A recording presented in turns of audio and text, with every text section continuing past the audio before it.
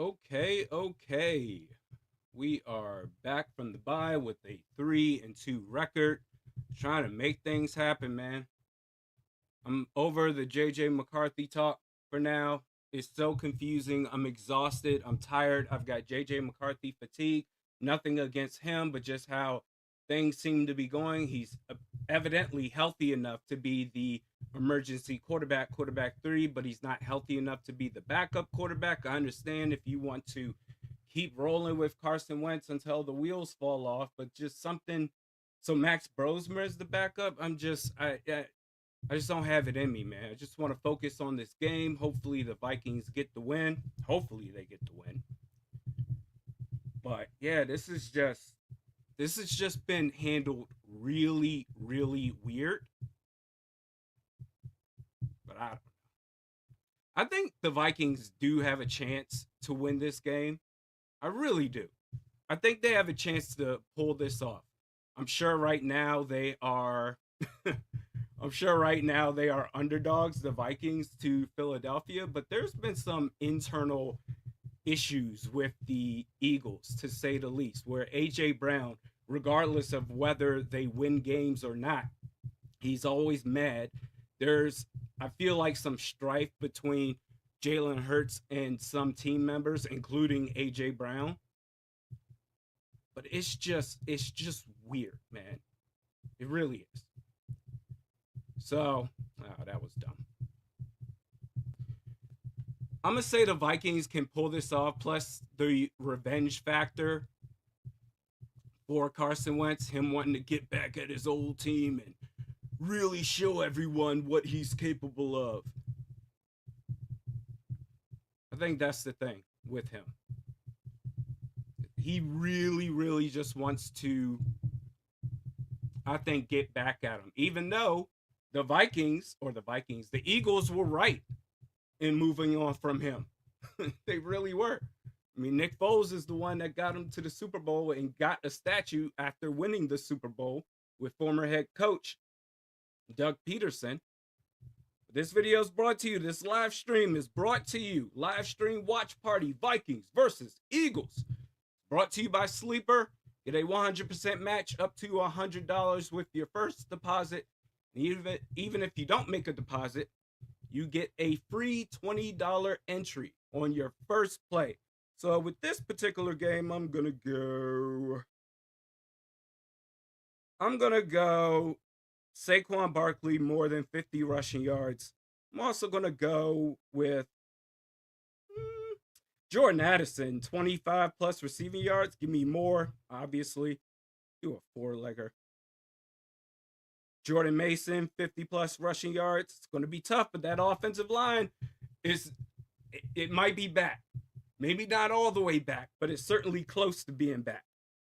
Jordan Mason, 50 plus, more than that. And I'm going to say AJ Brown. No, not quite. I'll say Carson Wentz, more than 200. That, bam. Yeah, I feel comfortable with that. Saquon over 50 plus rushing yards. Jordan Addison, although now they're saying Jordan Addison is unavailable. So instead of that, I'll just say Dallas Goedert. I think that's safe. More than 25 plus receiving yards. That's what I would go with. But hey, man, daily fantasy users, this is the spot for you. But I'm just so exhausted. I'm so exhausted of the JJ McCarthy stuff. I really am. I really am. And then it leads to, like, I think I saw a tweet yesterday from a Twitter doctor explaining or giving his take that he believes that the Vikings are doing some sort of bench or soft benching for McCarthy, that they're trying to hide behind. I don't know. I'm over it. At some point, he has to play. Okay? If we get into 2 years, or if we go into year 3, we're basically, okay, McCarthy, your former first-round quarterback, supposed to be the future franchise quarterback. going into year 3 has only played in 2 games. That is a problem. It really is.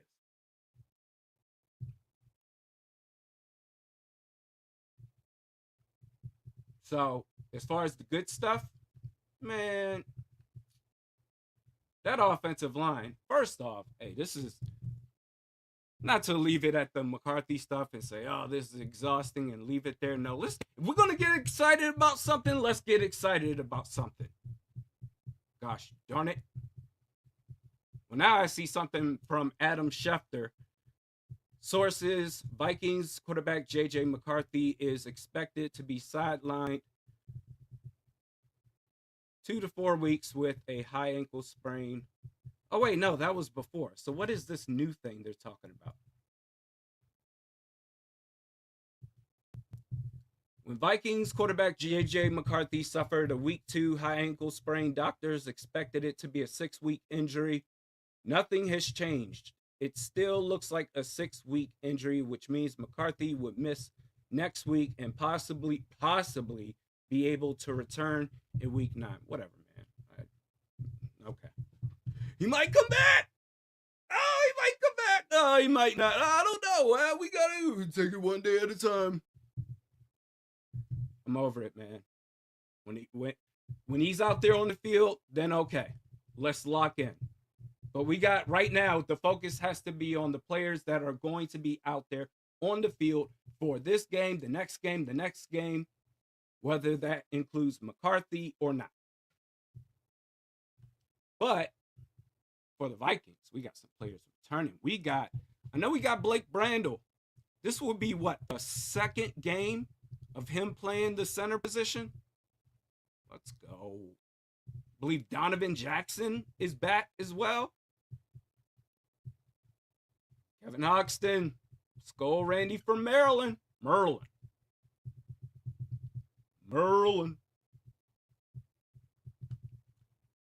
So AVG is still out. Terrion Ingram Dawkins still out. Kobe King still out. But Donovan Jackson, Blake Brandel. I'm going to be focusing on the interior offensive line, man. For real.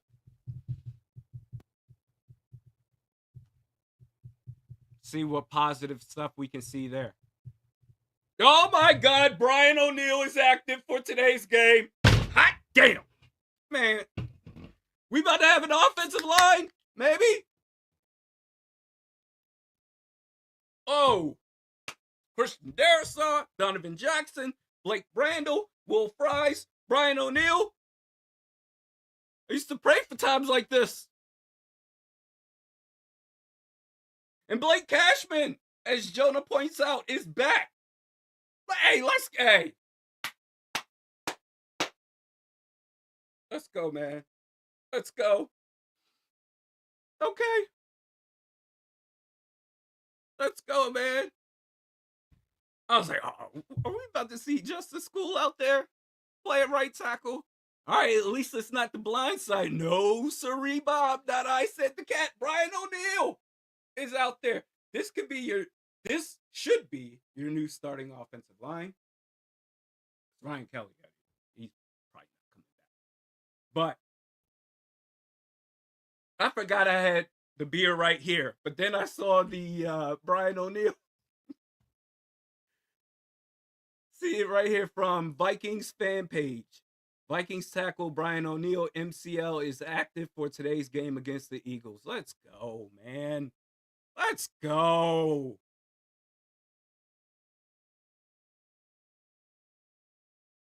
And Carson Wentz going for that revenge game.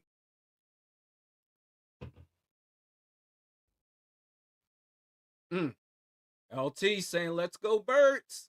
Time to get right. What they lost? 2 straight? Hey, this might need to be a revenge game for me, too, to be honest. Because this offseason, I did a video, man. Did a whole ass video. After the Eagles got their championship, beating Kansas City, I said, you know what? The Eagles, they are such a well-run organization. Look at how they've built up the trenches, defense and offense, their receivers, the run game, and they have shown they are really a living example that you don't need a top 10 quarterback. You don't need a top tier quarterback at all. And that as long as everything else is set, you have a great chance, even going up against a team with a quarterback named Patrick Mahomes. You don't need a top tier quarterback. You have to be a really good GM, which Howie Roseman is, and build up that roster. Praise the hell out of the Eagles on that vid. But because I didn't say that but because I said that Jalen Hurts is not a top tier quarterback, man, these dudes were whooping my ass in the comment section. He is a top tier quarterback. My ass.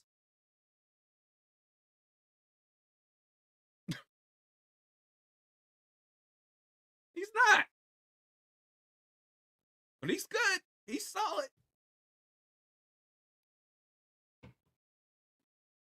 Come on, man. That's crazy.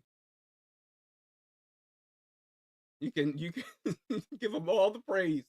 Give them all the praise. Bam, bam, bam. This is where you're great. This is where you're good. This is where you're really good. There's this one thing over here that it's okay. Not great, not terrible. Oh, you didn't say he was great. That means you don't know what you're talking about.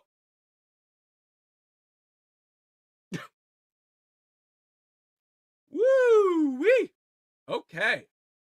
Now that I got that out the way. But that offensive line, I'm excited, man. There's going to be an extensive focus on the interior offensive line. Justin Shipman, always there. I appreciate you, good sir. That's a clean hat. Where did you get it? Skull Vikings, let's get this done. That is a very good question. I have, I want to say 3 different Vikings hats. Got this one, got the purple one, and I have the gray one with the logo in the center. I'm guessing I got it from Minnesota, one of the trips that I went on out there in years past. I'm guessing because usually when I get out there, I go straight to the Vikings locker room at Mall of America and see what I can find and whatever.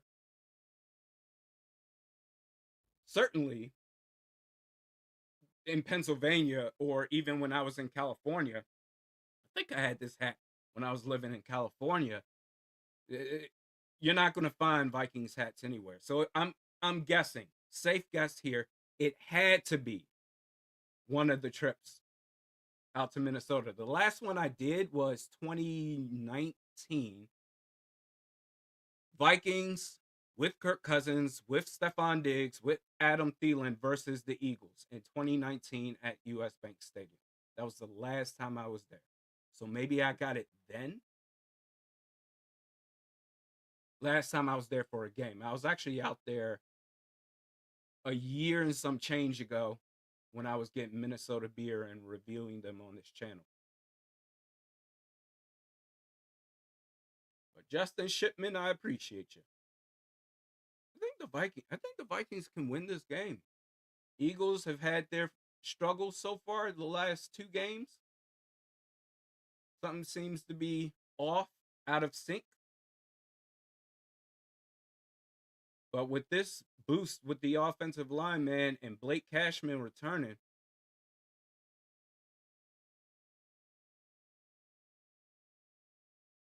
MLE Trout, I get it, man. He says, I'm not enthused for today's game. Got to be honest. I get it.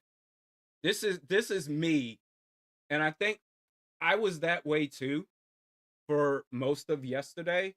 But it was because of just the JJ McCarthy stuff. It's all of these different takes and conspiracy theories on why he hasn't been out there on the field yet, and everything's going to be okay or everything's not going to be okay.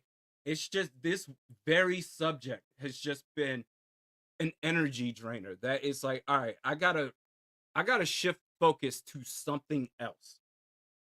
And what I have right now is that interior offensive line. Everybody's there, minus Ryan Kelly, because you know that's not going to happen. Probably not the rest of the year. Probably get cut at the end of this year. Voice volume is a little low, Randy, says Brandon Johnson. My bad. How is it now? But I needed something to focus on, and I've got it. I've got it. Blake Brandel at center. Really excited.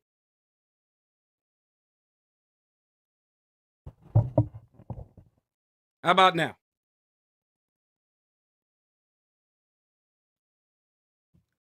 Because the thing is, when I get excited, when I get too excited, and I start yelling and doing all the stuff, I've learned some techniques as far as how to not destroy the mic or anything. But sometimes I get too excited, and before I would talk directly in the microphone like that, all loud, ain't nobody trying to hear that. And I get it.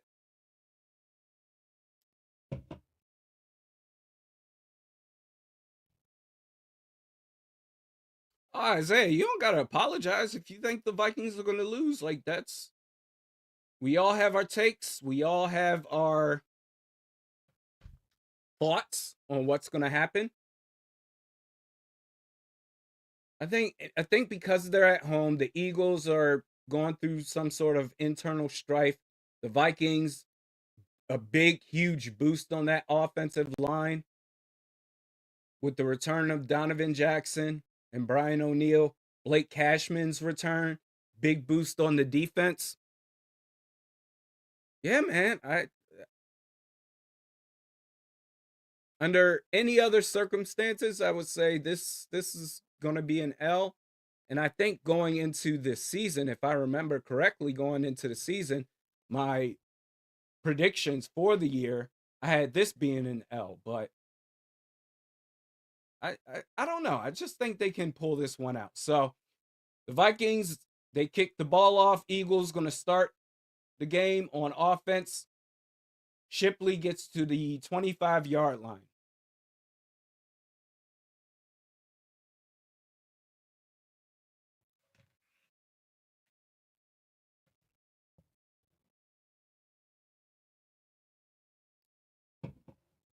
That's crazy.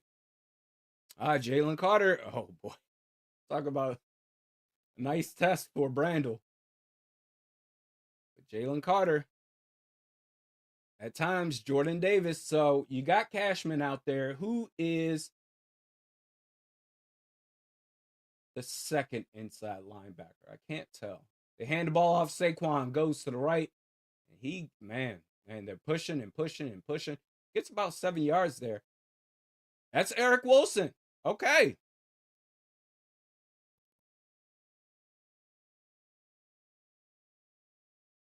Eric Wilson and Blake Cashman. Everything I've been asking for. Upon Cashman's return, we got it.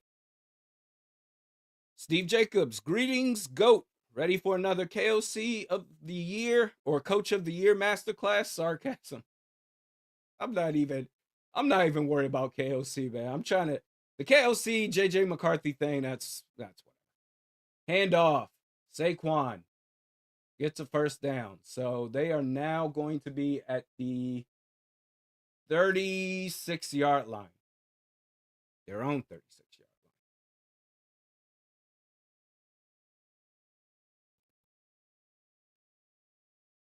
I know we had this happen a couple of weeks ago. If I am ahead of you guys, which is rare, just let me know. I'll pause it so we can all be in sync. Your boy Casey, alcohol is at the ready, boys. You damn right. Pitch left, Saquon. Make a tackle. Can you tackle? I mean, he did, but after about 5 yards.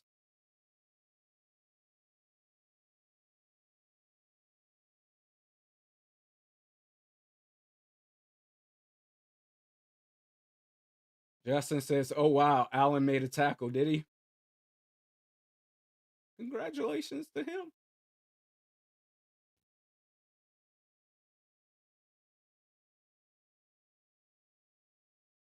2nd and 5.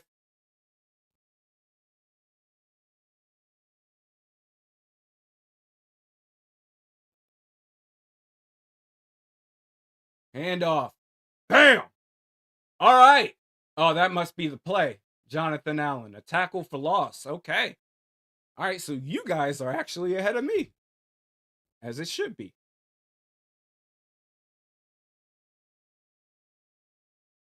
So this is going to be 3rd and 5. No tush push opportunity here. Although, you know how the Eagles work. They may go for a short play here and do the tush push after on 4th and short. That's the thing. You want to beat Philly, you got to keep them from 4th and short situations, because you know they're going to go for it 100% of the time. Tackle. Up a yard away. You know they're going to go for it. Now put your fist down, everybody. Everybody's like, they going for it. Theo Jackson.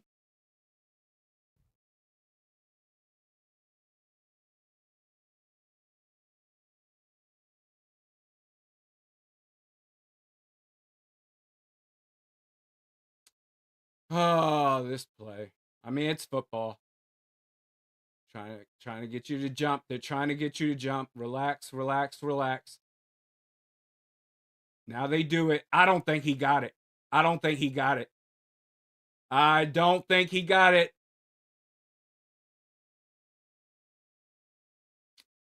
He may have got it. All right.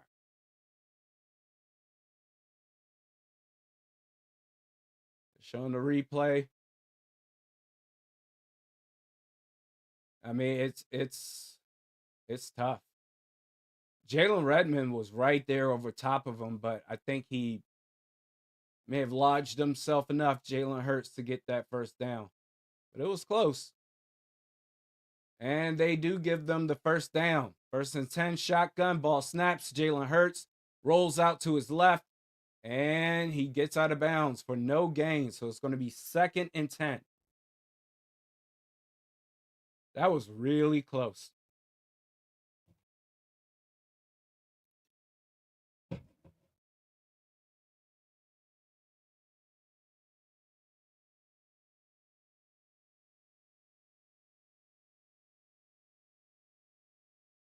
Yeah, I don't have a strong opinion on whether they should ban the tush push or not. I mean, it's illegal for now anyway, but I mean, it's football. That keep them out of 3rd and 4th down, 3rd and short and 4th and short down situations. As the Eagles, they just ran and got another first down. I'm not sure who that was. It wasn't Saquon, but I'm a full series behind, huh? That far back? Oh, man. I'm as ahead for the game as I possibly can based on YouTube TV's Sunday ticket. Out of market.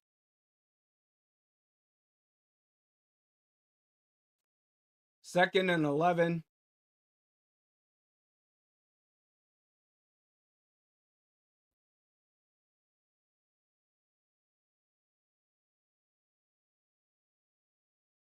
DP watching the game with the enemy right now, aka my wife. It hasn't gone in my favor for these past couple of years.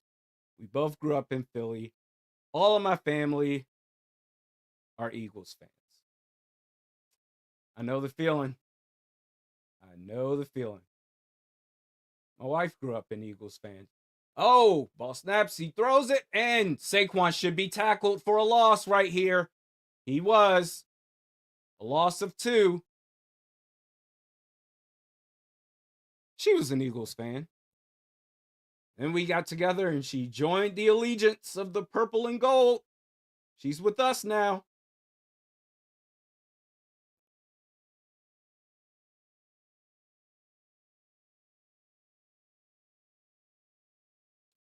You got 3rd and 13. This is where you want the Eagles at. Okay? 3rd and 13. All right, defense. Can you get the stop here? Right here, right now. Ball snaps. They hand it off to Saquon. Oh, he fumbled! He fumbled! He fumbled! What? You saying he did it? You bums? Saquon fumbled. What are we doing? Oh, he got the contact. Okay, fine. Okay. But that's 4th and more than 1. It's 4th and 4. Oh, you gonna go for it? All right. All right, defense. Do not get embarrassed on 4th and 4 at your own stadium. In shotgun doubles both sides. Jalen, no pressure. That is a clear hold on the right tackle right there. That's BS. That's BS. That is a clear hold on the right tackle. Dallas Turner. They ain't going to call it. That's a touchdown. Okay. All right. That is BS. No, show the right side. Show the right side, fam. And what kind of coverage was that? Tell us. 0 pressure on the quarterback. Well, you know, AJ Brown is happy. He got himself a touchdown. So win or lose, he's going to have a big old smile on his face. So touchdown, Eagles. Kick is up. Kick is good. All right. Well, we need to see the offense, specifically the offensive line, not just the interior, but I mean, preferably this is going to be your starting unit for the rest of the year. So, if that is the case, we got to see more of it.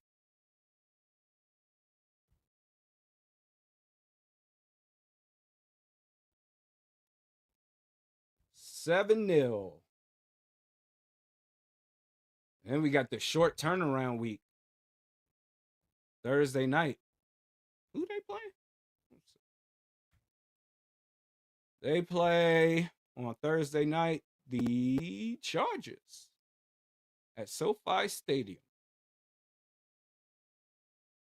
No, Chargers, no.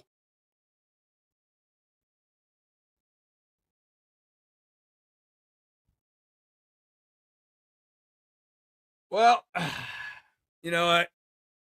Either way, this is going to be a fun time, ladies and gentlemen. Win or lose. Like Heath Ledger's Joker, man. Just like, all you can do is laugh. Even when you're getting your face pounded into a mirror.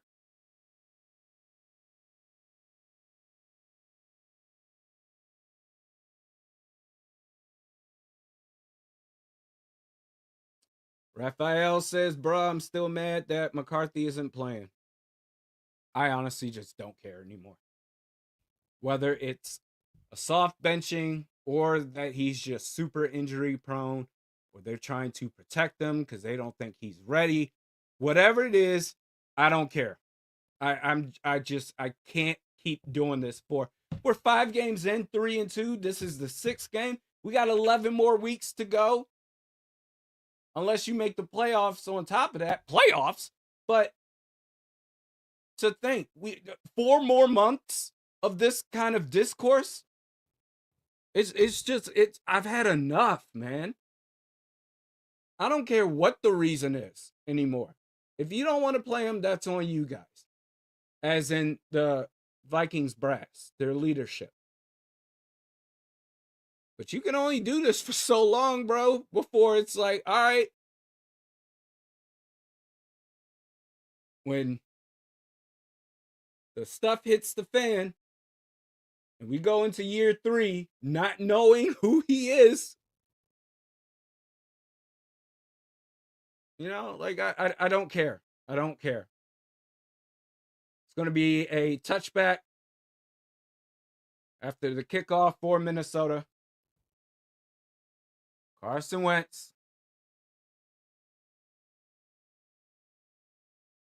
Are they showing that touchdown again? All right.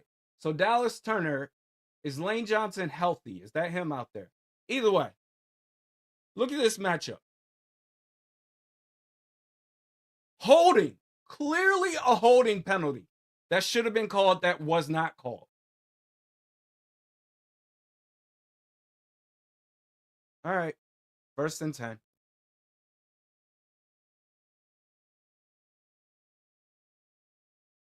Under center, handoff to Jordan Mason, who does a spin move, breaks 2 tackles, gets about 4.5 yards right there.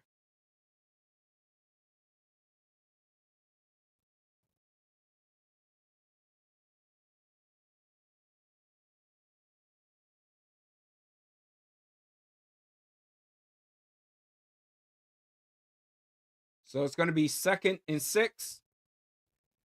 Carson Wentz is in pistol. And, play action. And, all right. Incomplete, TJ Hawkinson. Trying to, the putt-putt offense. You got Justin Jefferson, Jordan Addison. We want to go putt-putt. All right. Ooh, man. Okay. All right. I am on record saying I'm trying to just stay positive. And all right, 3rd and 6. Let's see the offensive line. Let's see how they perform on this down. Boom. Okay. Enough. Okay. Nice. Nice play. Adam Thielen catches the ball, gets tackled immediately at the 35. 1st down, Minnesota. Okay. Oh, KB, trust me, we're going to talk about that at some point, probably end of the year. But I've been ahead of that for a minute now. As far as Hawkinson and his future with the team.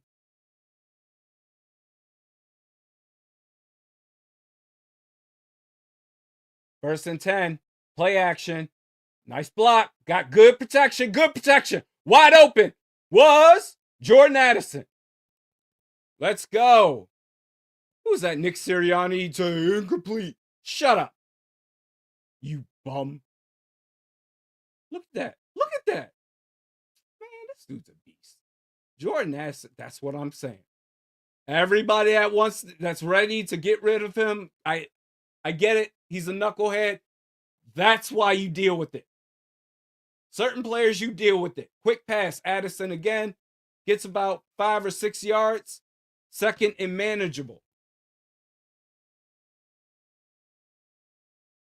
That's why. He makes those catches that are him and Jets in terms of catching the difficult passes, the difficult balls. They're up there at the top.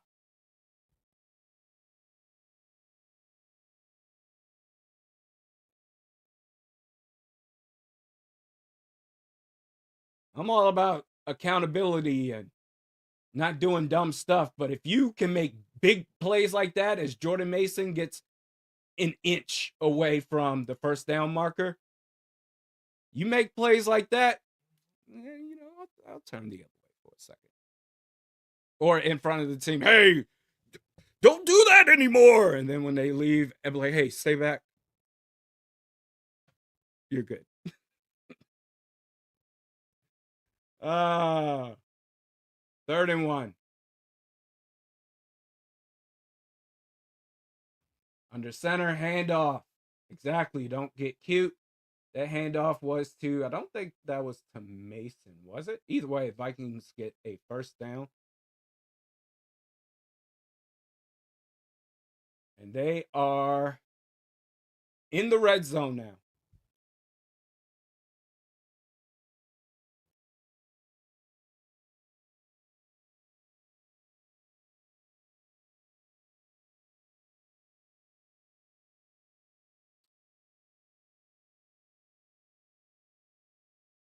Just over 3 minutes left to go in the first quarter.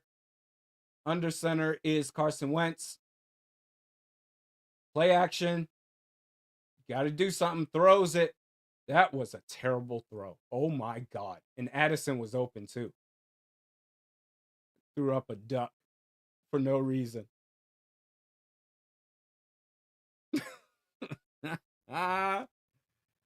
Oh. What a terrible throw. 2nd and 10.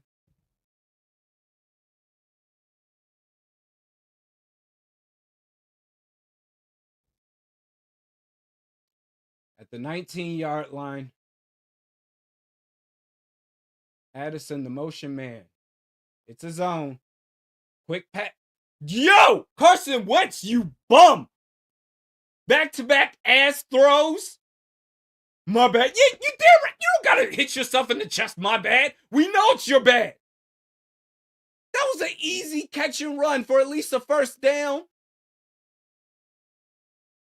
Oh, my God.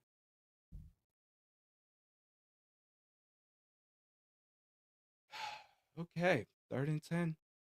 Everybody.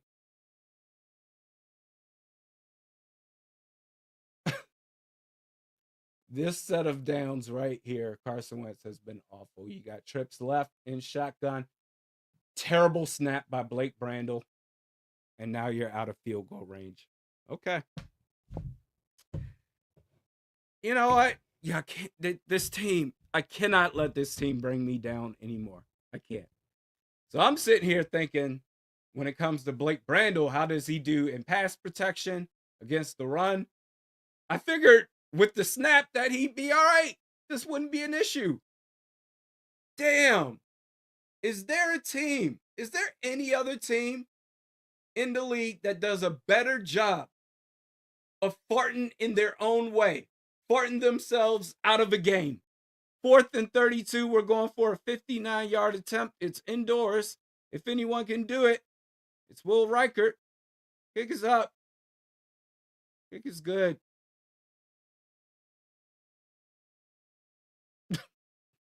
You had a wide open Jordan Addison in the end zone.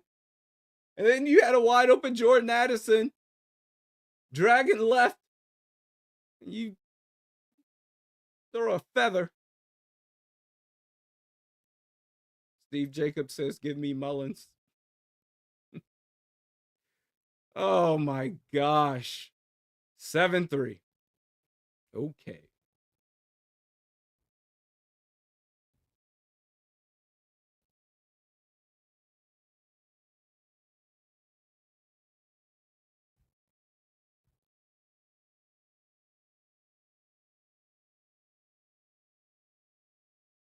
All right. That's what it is.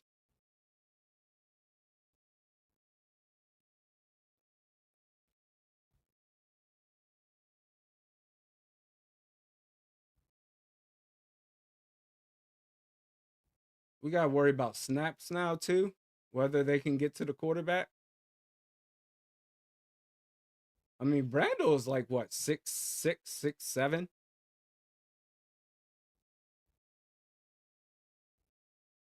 Tall ass can't handle it.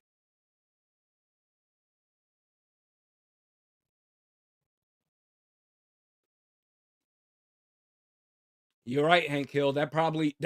You know what? It definitely would have been at least a first down, that drag by Addison after the overthrow to Addison through the end zone. That should have been a first down. It probably could have resulted in a touchdown.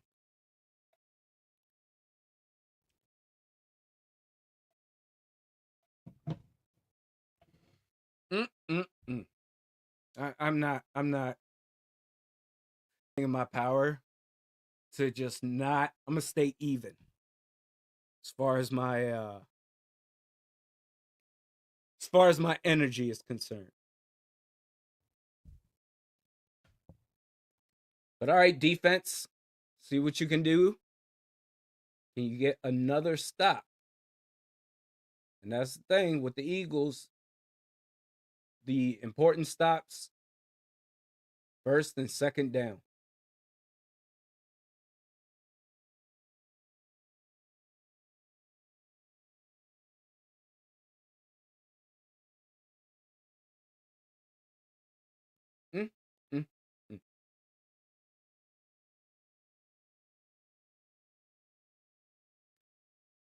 All right. Get ready to kick this bad boy off with just over 2 minutes left in the first quarter.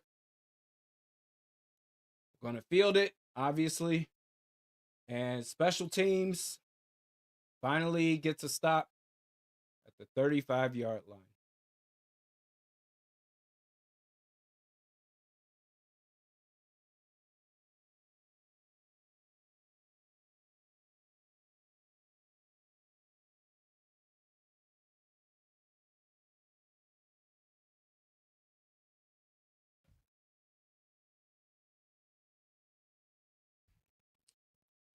So you've got 1st and 10.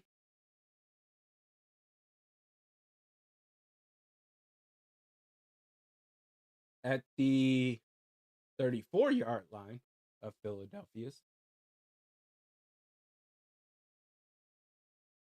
Run defense has got to step up, especially against this team. Pitch left, Saquon goes left, and Cashman was right there. He got the early trip, but Saquon got a couple more yards after that. It's about a 4-yard gain. So it should be, 2nd and 6.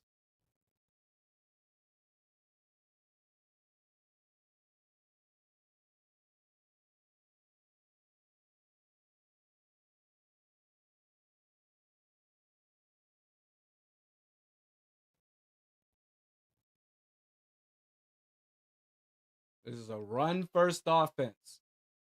Vikings struggle heavily against the run. Bend but don't break defense. They're going to pass it.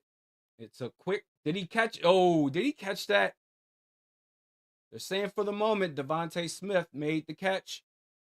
A yard shy of the line to gain. It's 3rd and 1, so you know what's about to happen. You know. If not this down, 4th down, you know it.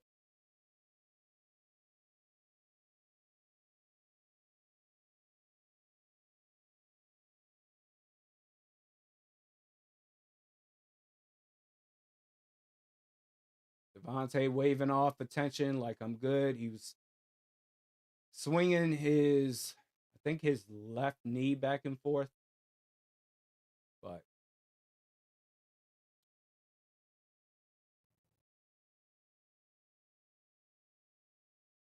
it's 3rd and 1. I don't know what's happening.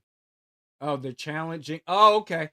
Vikings are challenging that was a completed pass to Devontae Smith. You couldn't. It was almost impossible to tell if the catch was actually a catch by the real-time play angle they showed, but they're going to have to reverse it to the sideline closest to where that play happened. That camera over there, that's going to tell us.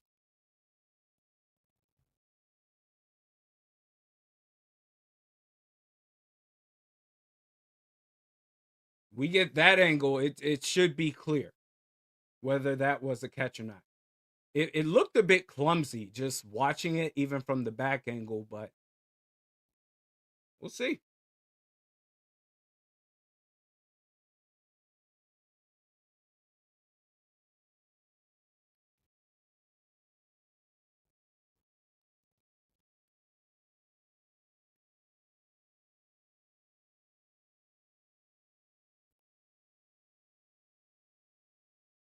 Michael says ball hit the ground.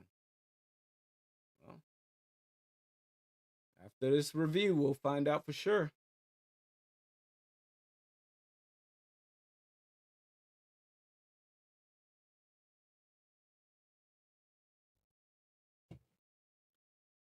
Hazy double IPA somehow feels perfect right now.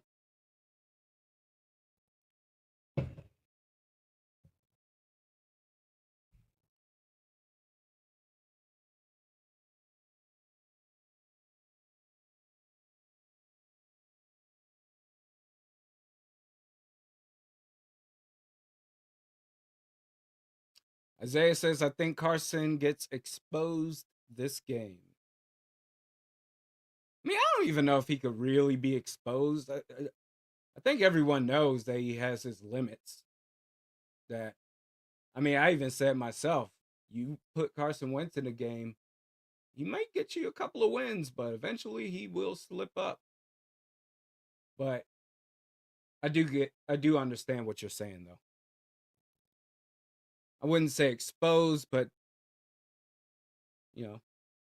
may show his limitations. But I mean, we're still in the first quarter with 42 seconds left, 3rd-and-1. You know what they're about to do. The tush push. Oh, so the call stands. That was a catch. There's a flag on the play. Looks like it's going to be a false start. Well, that certainly takes them out of the tush push. And that saved the bad challenge. 3rd-and-6. Yeah, Lane Johnson's out there. So earlier he committed that holding penalty on Dallas Turner that led to that A.J. Brown touchdown.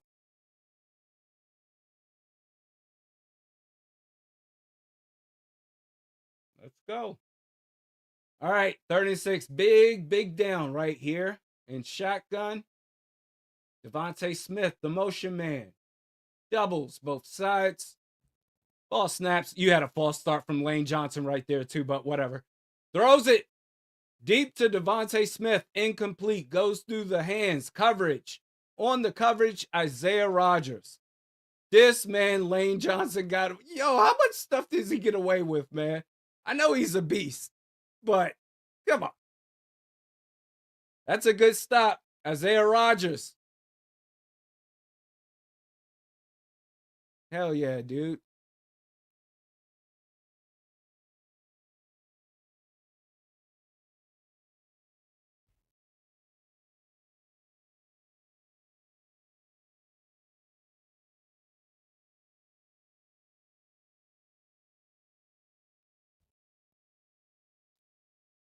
Punt is up.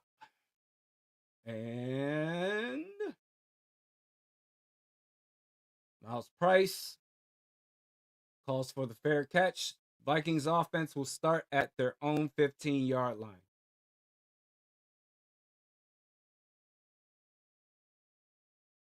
Yeah, I think it's safe to say you can go ahead and pencil in Isaiah Rodgers as a long-term Viking. Whatever his contract is. Make sure this dude is locked in.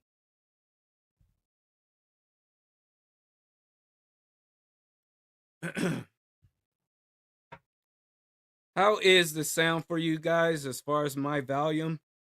Whether it's here or here, like reacting to the game in real time. Just want to make sure it's legit.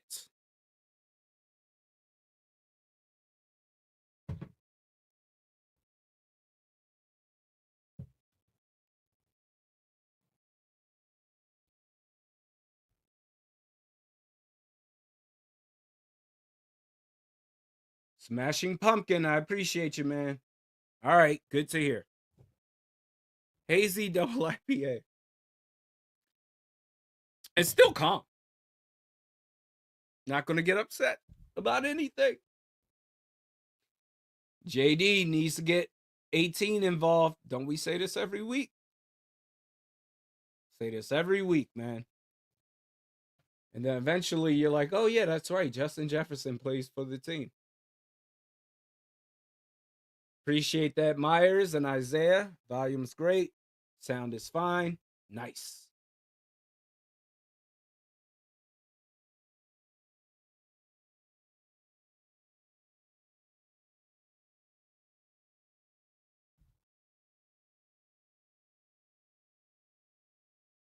Well, then. 7-3 game. Vikings get the ball back for their. This is going to be their second possession, right? Which, I mean, that's what happens when you play a run first offense. The clock ticks forever. I believe this is their second offensive possession. Let's just fact check that.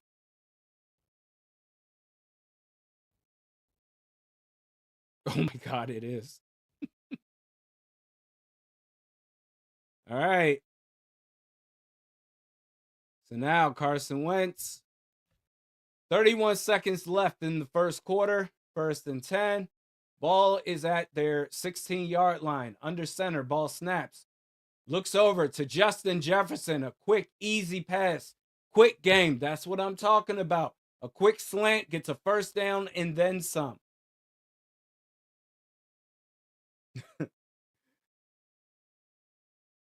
Vaughn says, a slant? What?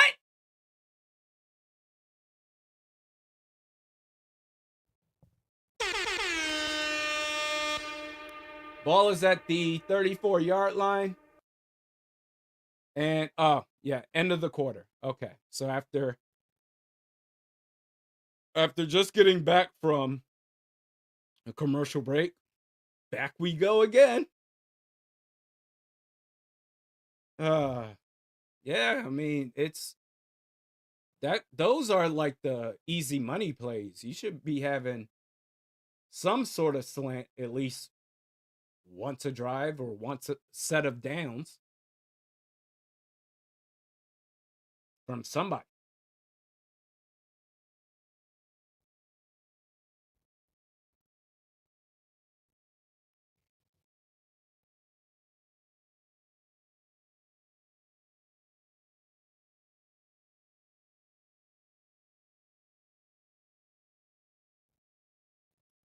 So just after getting back from commercials, more commercials.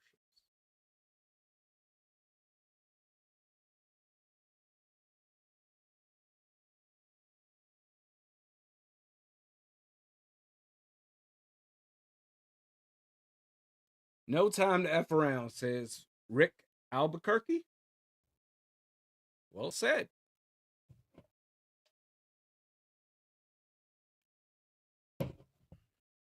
What will the Vikings offense do here? Let's see, man. Jared, I don't I get it. I like the idea. I don't think the Vikings have the strength. They don't have enough strength with that interior offensive line right now to do the tush push to kind of stick it to them. Hey, you see that? You get away with this all the time. Now we're doing it. I don't know with Jalen Carter and what, Jordan Love. I don't know about that. Too much weight. Steve Wentz audible to that slant. KOC pissed. That'd be so funny if that's what happened. That would be amazing. Where he's like, KOC's like, all right, Zig 77-22 right, Jag. And Carson Wentz gets up in the huddle or at the line and says, F this. Slants galore.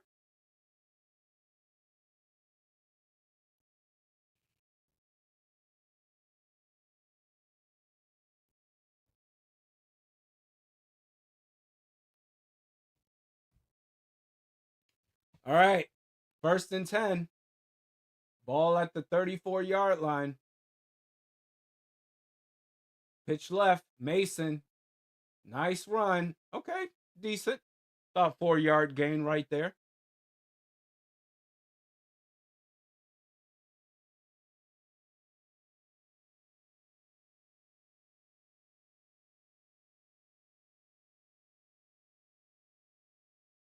Shout out to the mods. I mean, we're already the efficiency of the mods, man. I can't tell you just how appreciative I am of you guys. I mean, we're in the second quarter. Nothing, no spam. And I mean, I think the first 2 games we didn't even have any spam links. As Jordan Mason gets that handoff, gets no gain right there.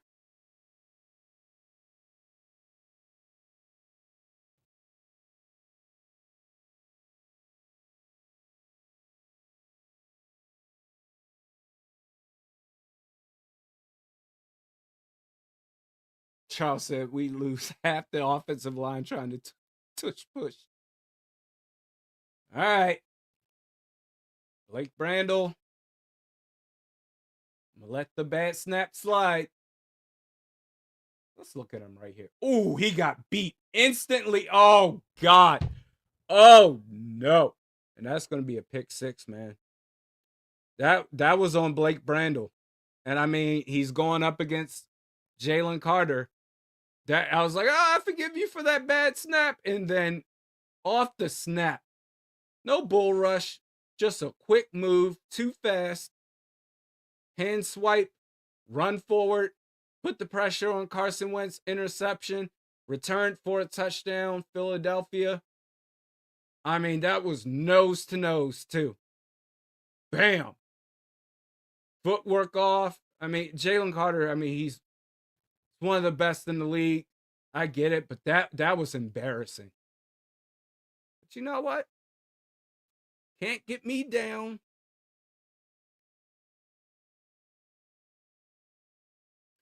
Cannot get me down. I tell you what. Kick is up, kick is good. Score is now 14-3. Philly. Yeah, all that stuff about center of the future. We can end that discussion now. It's over with that topic. That snap, and you allowed that sack, that pressure. It wasn't even a sack, but that pressure that led to the pick six.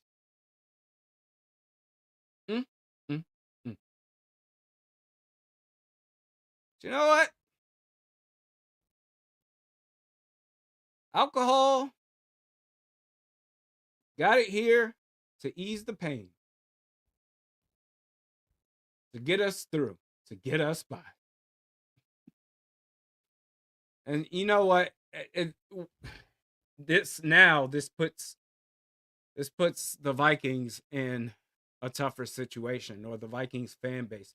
Because I said at the beginning of this live stream that I'm done with the JJ McCarthy discourse. I'm tired. I'm exhausted.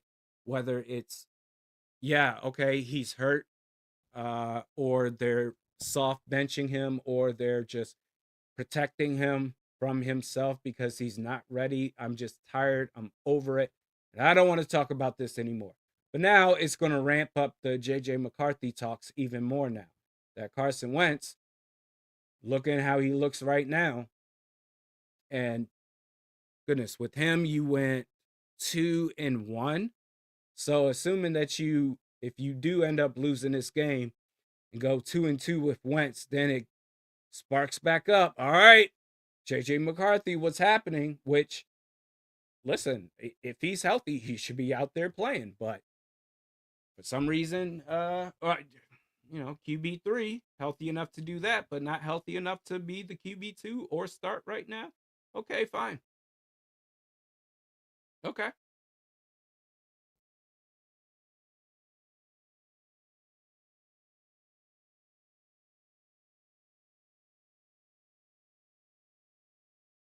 Steve Jacobs, give me Mullins. JD, need to get 18 involved. Oh, yeah, we talked about that, didn't we? Wentz audible to that slant KOC piss. And this is what I'm talking about. You see, even with Philadelphia's struggles, they're a contender, obviously, in the NFC. We can say that the Vikings are a team that's built to win now, but it's one thing to say it, it's another thing to show it. As the Vikings get the ball from the kickoff to about the 25-yard line. I mean, this is all Blake Brandel. All Blake Brandel. Just a simple move. Simple move. So that's what's happening. That's so embarrassing. All right, Ryan Kelly, come back. Come back. Please. Vikings at their own 26. Wentz under center. Hand the ball off. Jordan Mason goes right. Bam. Nice footwork right there. It's about 5. Flag on the play. We'll see what that's about. Well, just when you're ready to say, wow, good play, holding on the offense. Who? If it's Blake Brandel, dude, I swear to God. No, it's not. All right, it's Josh Oliver. All right. One more F up from Blake Brandel, and I am done. Yeah, that's holding. Can't do that.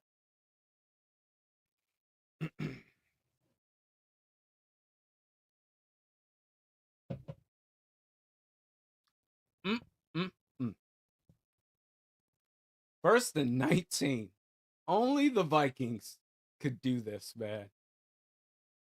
On a consistent game in, game out basis.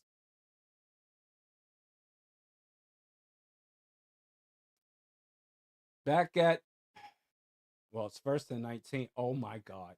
Oh my God. Carson Wentz's ass. Hey, put in Max Brosmer, man. He's Carson Wentz. He ain't it, bro. He ain't it. But you know, KOC will never do it.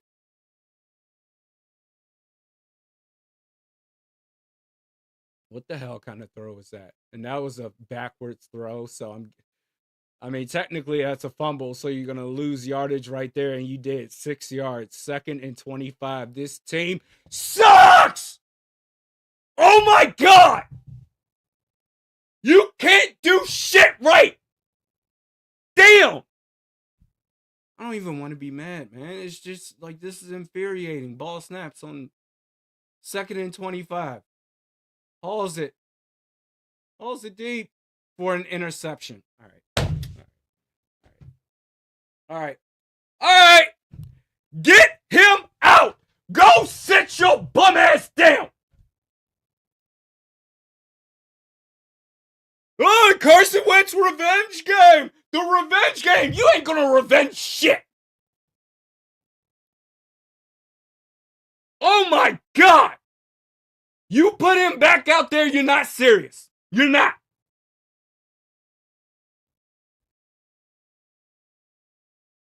All right, I'm done beating it. I'm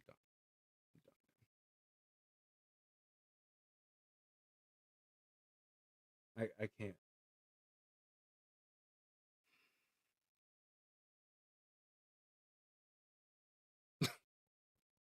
That drive, man.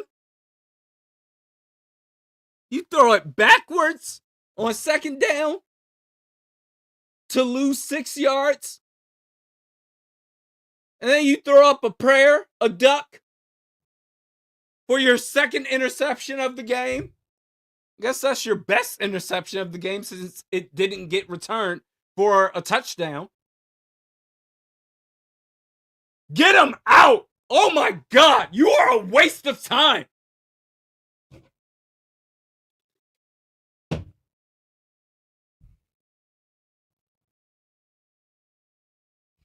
You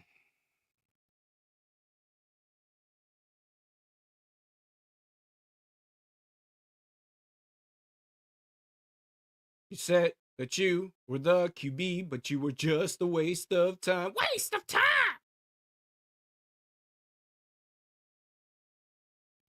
Yo, put Max Brosmer out there,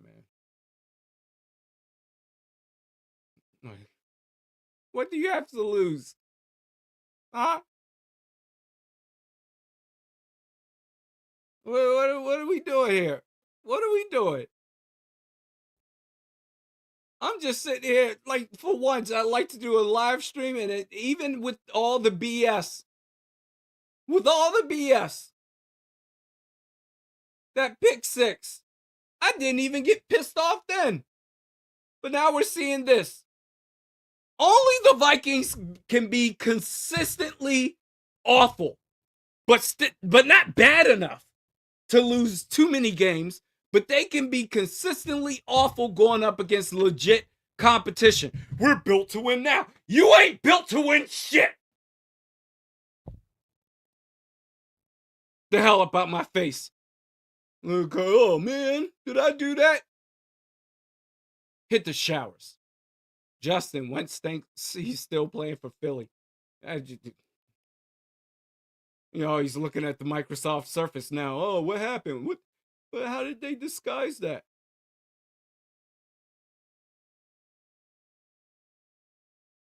We're at home too, man. I hope this crowd is booing them. Boo! Throws it to Dallas Goedert. I think that's his first catch of the day for about 1.5 yards.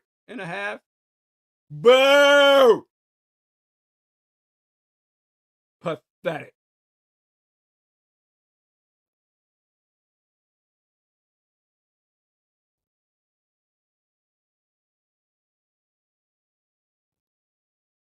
A team with Justin Jefferson and Jordan Addison looking like this. All the time, by the way.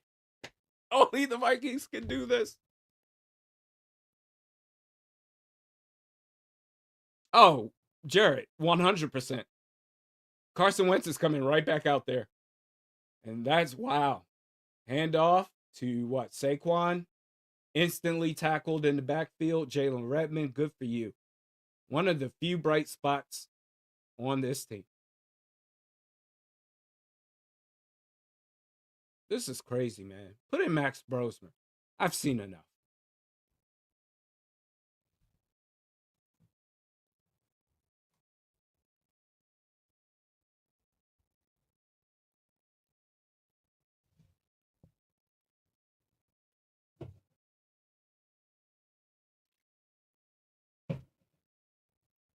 Third and 14. Ball snaps. Throw, dump off pass. Woo! Nice tackle. Who was that? Was that Isaiah Rodgers? Tell me that's Isaiah Rodgers.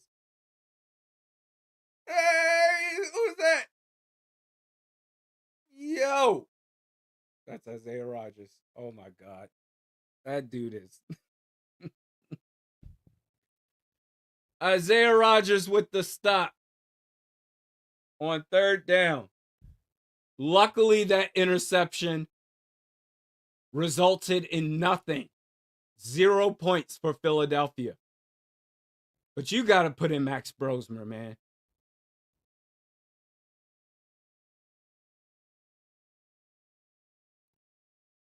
Punt.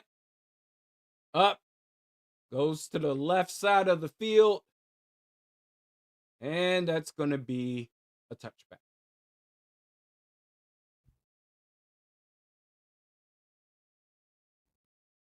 Like, listen, man, the whole J.J. McCarthy discourse and whatever with him, I've put that to the side. Like, I've said that multiple times, not only to start this live stream, but in the middle of this live stream for this first half. I'm done. Whatever happens with him is whatever. But don't sit here and tell me that you're trying to win a game by putting Carson Wentz back out there. Because you're not. Which means that KOC will put him back out there.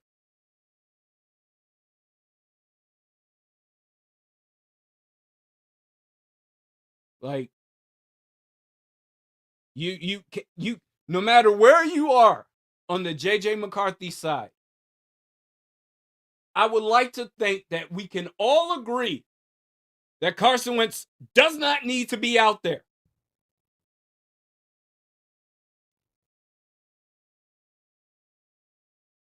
But I guarantee you he will be out there. Promise you.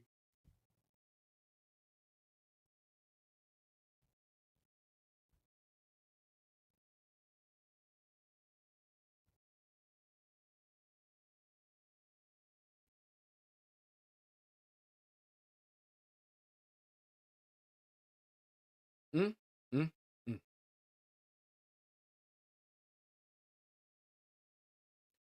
Where are you, my ninja? Football Jesus, where are you?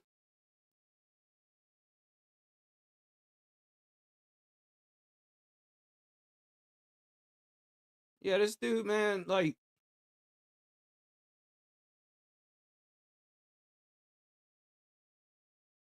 we can't do this. We can't. Carson Wentz, clearly, as I said, he will slip up. I've watched Carson Wentz damn near his whole career.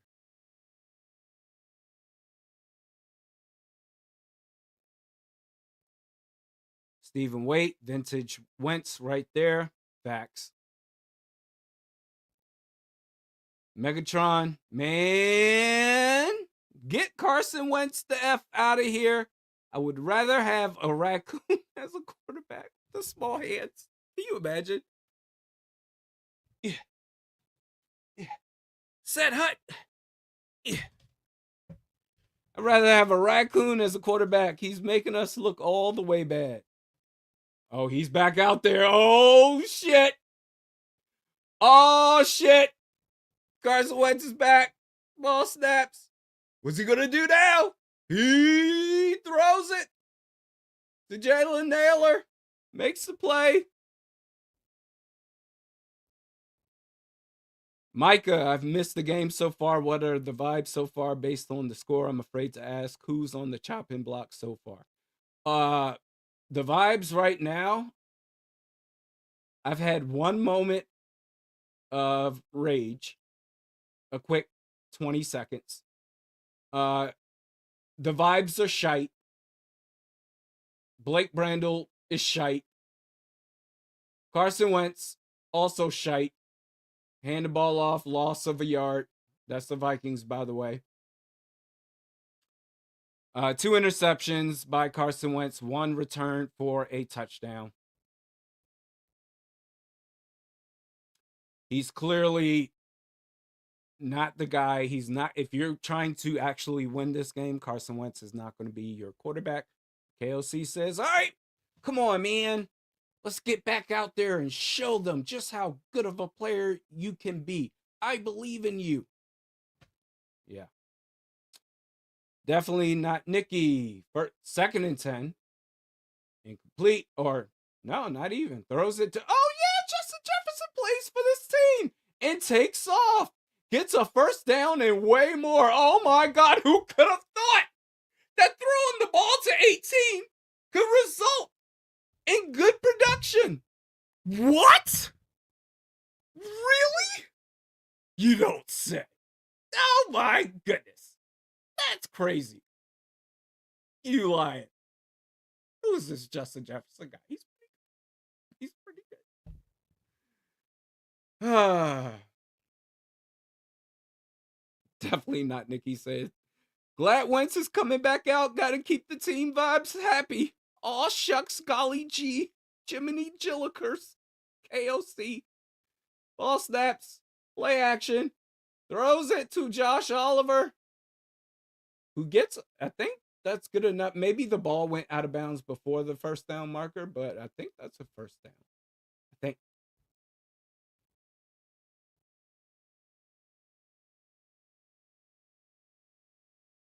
They're going to say it's short, 2nd and 1.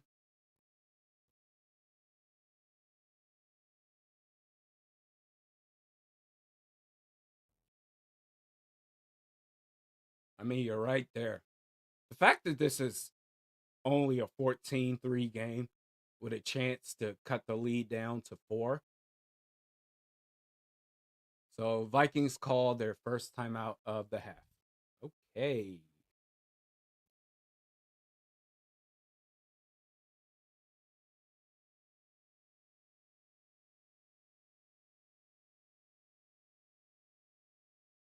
This is crazy.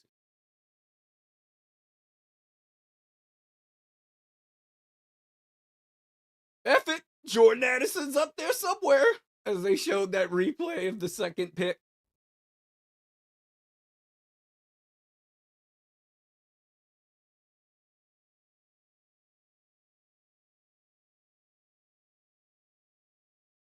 Okay.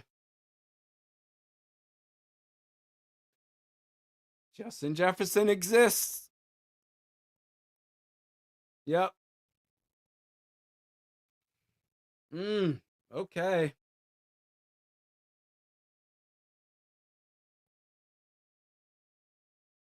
Second and 1. Oh, you got big Jordan Davis out there.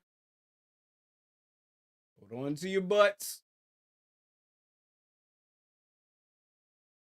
2nd and 1. Ball snaps. Under center, fade route, Jefferson. Oh, he had it. But you know what? Credit where credit is due. Cooper DeJean, nice play. Usually, I mean, you do that play 10 out of 10 times, the ball is in his hand. He comes down with it. Justin Jefferson, he had it in his hands, but DeJean played through the whistle and made that play. Good for him. It happens, man. Hell, I remember watching fade routes with Randy Moss and Charles Tillman getting some pass breakups in the end zone. It happens. And Carson Wentz follows that up with a juice butt diarrhea play. Where are you throwing it? Oh, man. Oh, my God. This team.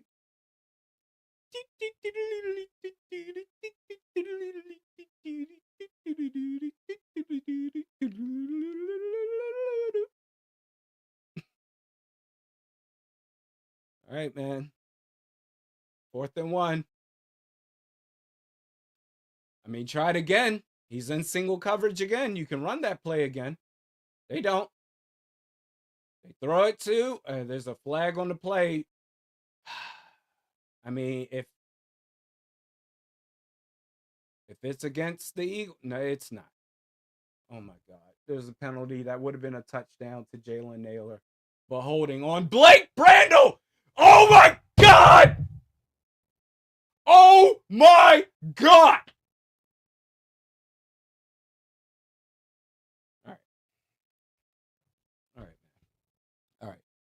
All right. Hey, let Justin School play center. Huh? My God, what? This is an all-time worst center game, and we've had Garrett Bradbury for years.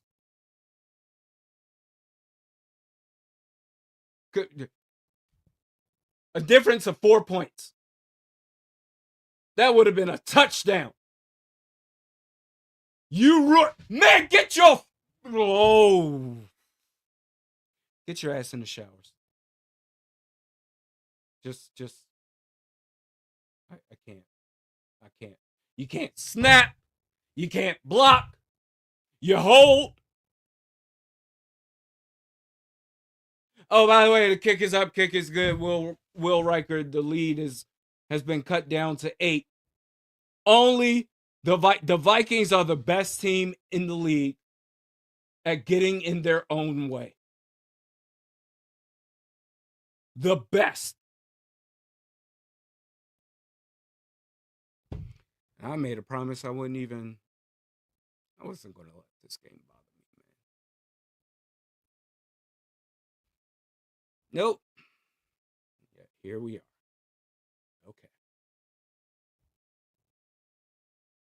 14-6.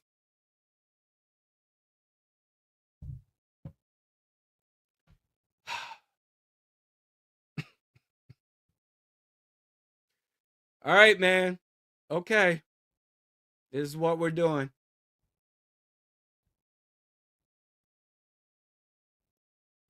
Get Blake Brandel and Carson Wentz the F up out of here. But you're not. Is it of all the games you can think of with this team, center performances, where does this rank? We're still in the first half. And I'm already saying this is the worst game I've ever seen from a center. Even with Garrett Bradbury. Struggling to block, leading to an interception. Oh, wait, no. What am I talking about? Leading to an interception. Leading to a pick 6.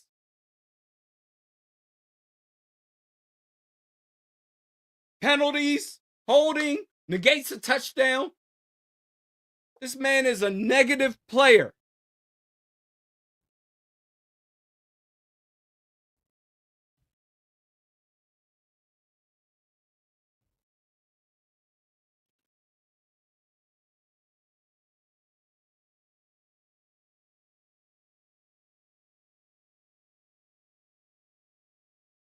can't.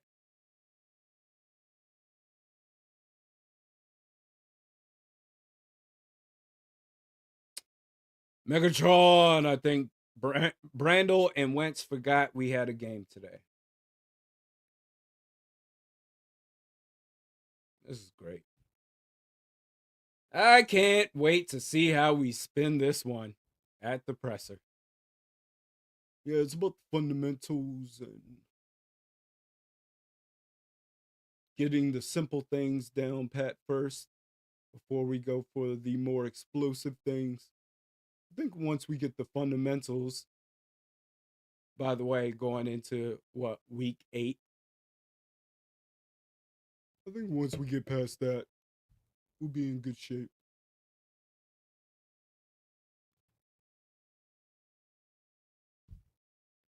Halfway through the season. And we just got to work on some things.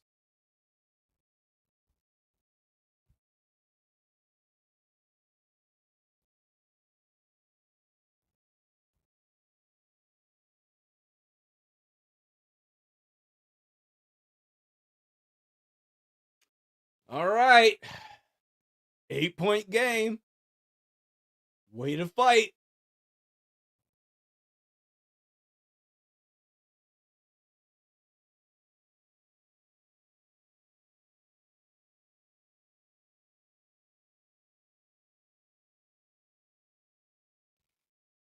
Okie dokie. Ball will be spotted at the 25-yard line.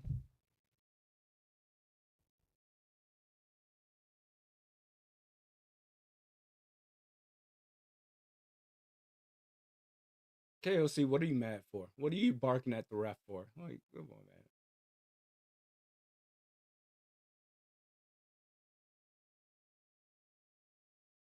First and 10. You've got, Nick A saying Brando been bad, but that was not holding. Hey, you know what? Even if it wasn't holding, I'm still pissed at him. Well, that was a holding right there on the Eagles that they didn't call. Whoever blocked Jonathan Grenard, that was a clear holding. All right, there's a flag on the play. That better be holding on the Eagles right there. Because that's pathetic. That is blatant. And it is a holding on Philadelphia. And you know what? Maybe that wasn't a hold. Even if it's not, he's done enough today to make me reverse course. Sitting here talking about center of the future. Man, I must have been drunk. I ain't no center of the future.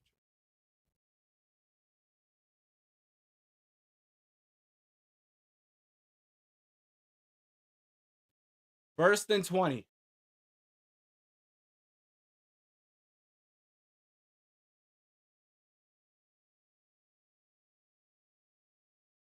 Showing blitz.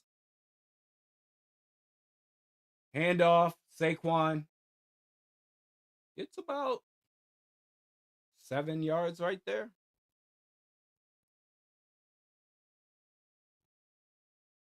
Too evil to hope. You know they're not going to do that. You know they're not.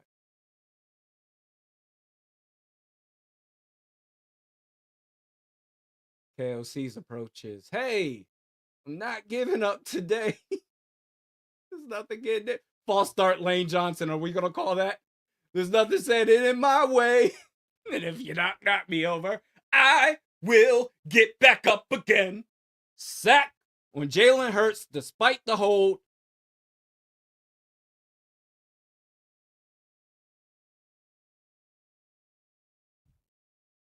That was what, Eric Wilson? Man. Look at the false start on Lane Johnson real quick. Look at this. They didn't call it. But there's clear holding. And you know what? Eric Wilson, despite getting held up like that, still made the play. You don't even got to accept the penalty. 3rd and 20 with your bum asses.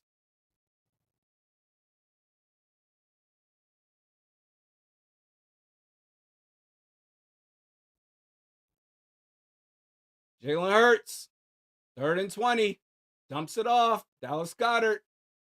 And that's going to, you know what?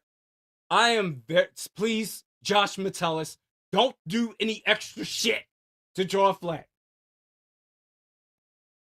Hey, this defense has been playing its ass off, man.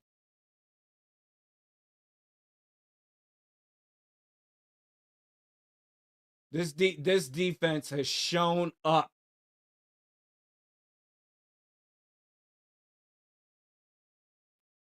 That was way to fight.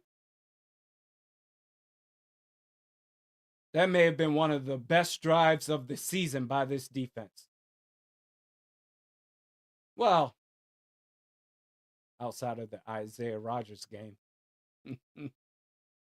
where he did everything. Oh boy, they're bringing back Carson Wentz.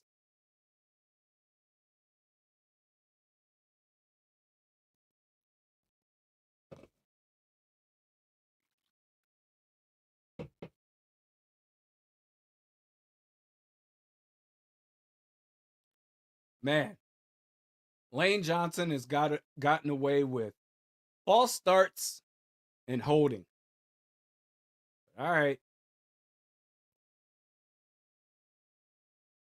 Still a one possession game, surprisingly. Again, I want to give a shout out to the mods throughout the craziness of Vikings football. Man, they hold it down. Much appreciative. Hand off. Jordan Mason gets back for no gain.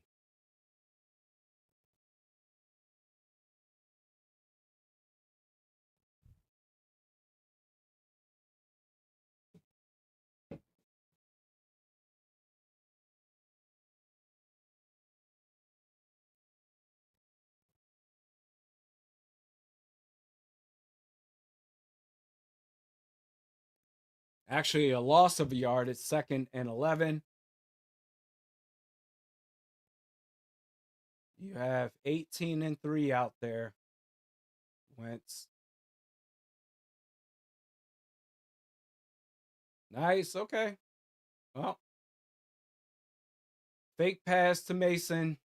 Throws it inside to Hawkinson for about 3 yards.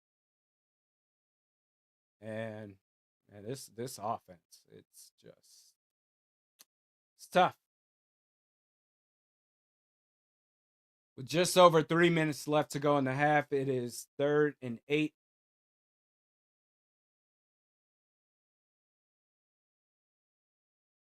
But you gotta, I mean, at least try, man. Like,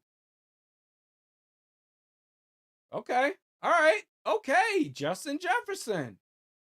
Again, you remember that he's out there, Carson Wentz. That's a first down for Minnesota. Ball is going to be spotted. Going to be spotted at the 41? At the 41-yard line.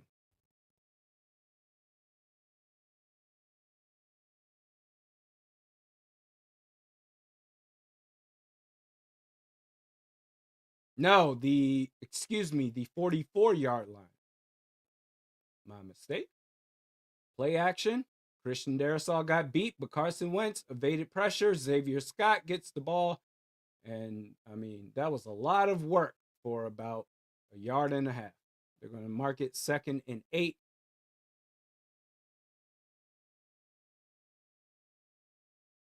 I mean, Isaiah, I'm telling you, like, I've been ahead of this for a while.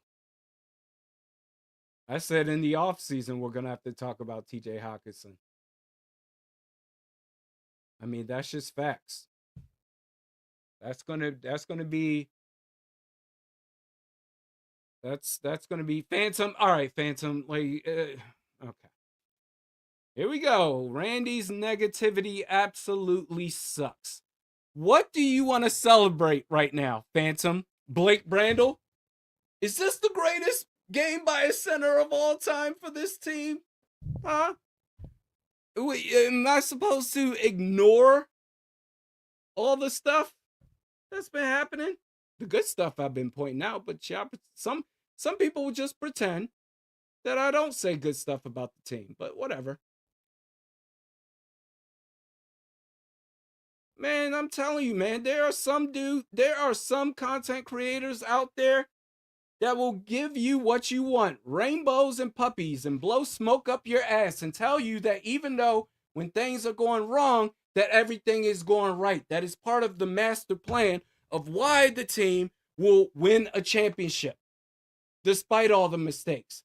That's okay. Blake Brandel was really good because his PFF score is 100. Damn, man. That's crazy, bro. And the one thing, you can call it negative, you can call it whatever, but something that you can't say is that what I am saying is not true. You can't say that. You may not like it, but it's true. Hey, we threw a pick six, guys. Center of the future we thought he was is no longer the case. Actually, no, it was a mirage. It was a mirage. Rainbows and cupcakes. Everything is great.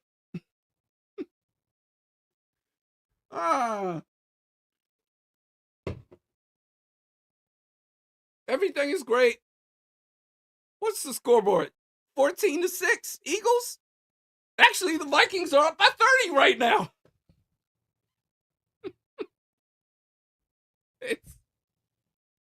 That's crazy.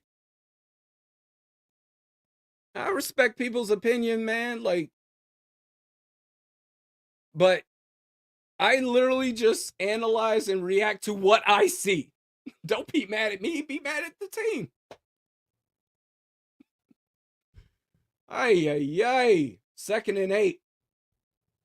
After the 2-minute warning, Wentz takes the snap. Pump fake, had to because of the pressure, but gets it out to Hawkinson.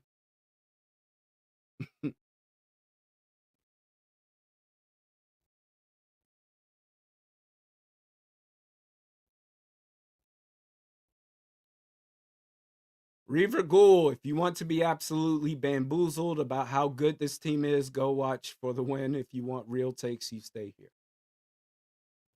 I mean, to each his own, man. Like, I think putting out fake happiness in the face of adversity and negativity that the Vikings bring on themselves is an insult to the fan base. Like right now, Carson Wentz, got pressured. Almost took a bad sack there on 3rd and 4. It's 4th and 4 now.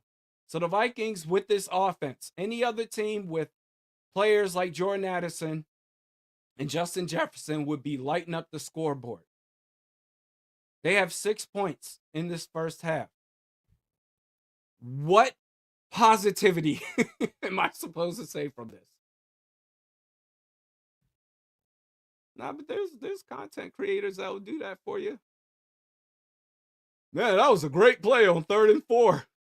Couldn't keep the drive going.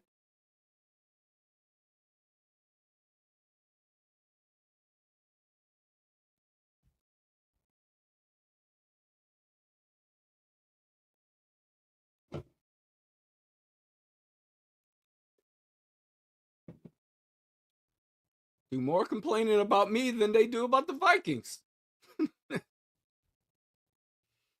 Man.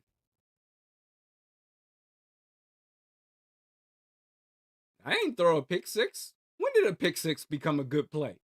Huh? Great job, Carson. One thing I'm never going to do is sit here and pretend and blow smoke up your ass. It's an insult to the intelligence of this fan base. Now, if that's what you want to hear, there's folks out there that will do it.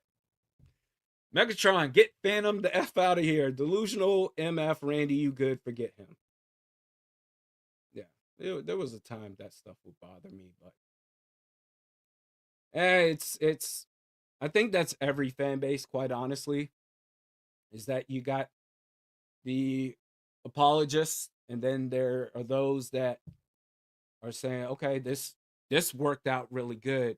This didn't because X, Y, Z.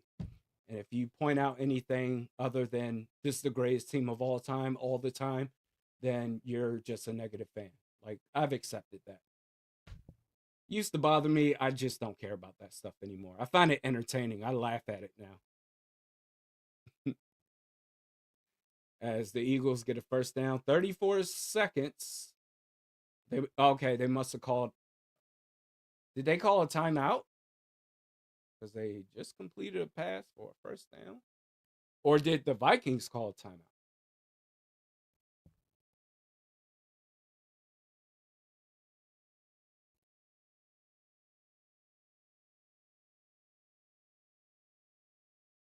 Oh, no, they called a timeout. Eagles did. Okay. 8-point game.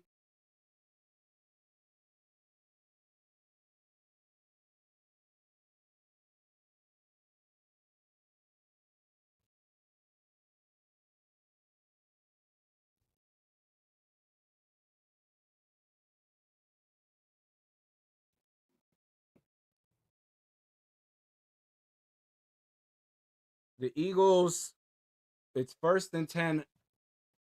I'm trying to see. Okay, they're zooming out, trying to see where they're at on the field. They're at the 38-yard line. Philadelphia's 38-yard line. Ball snaps. Jalen Hurts throws it over the middle. And that is incomplete. Harrison Smith with the pass breakup on what? A.J. Brown? Nice play. Phantom, did you hear that? Hi. Nice pass breakup by Harrison Smith.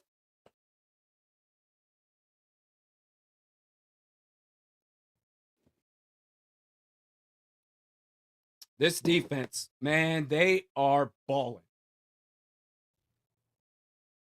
They're the reason why the Vikings are in this game right now. Ball snaps. Oh, get him. Sack. Yes. Is that Dallas Turner? Go Tide! Go! Making it 3rd and 13.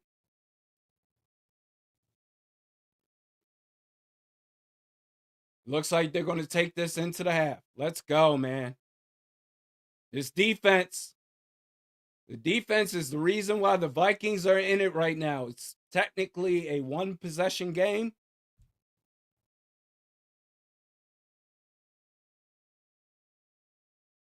Dallas Turner.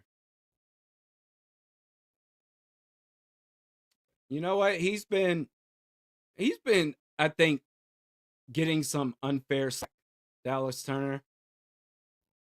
But, I mean, honestly, for him to be I guess with AVG being out so long, basically a full-time starter, Dallas Turner has been making plays.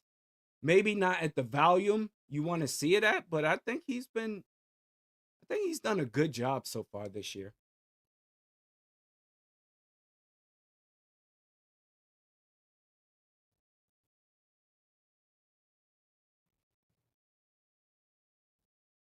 I think a lot. I think a lot of the why isn't he doing anything has been unfair, because I feel like he has been doing stuff.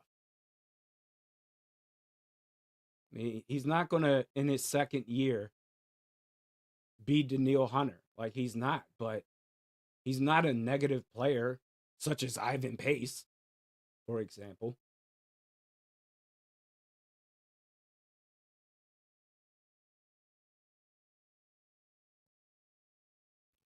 But you go into the half down 14-6, down 8 points.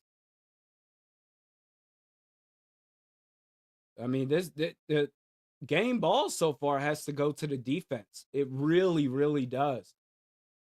Because the Eagles' offense hasn't done much. Hell, half of their points came off of a Carson Wentz pick six. So really, the defense only gave up 7 points.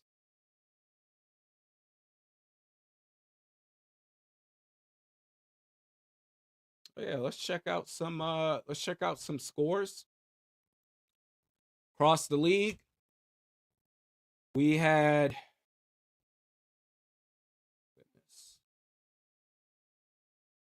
obviously the Rams. Man, what a beatdown. I knew it was bad, but 35-7 bad?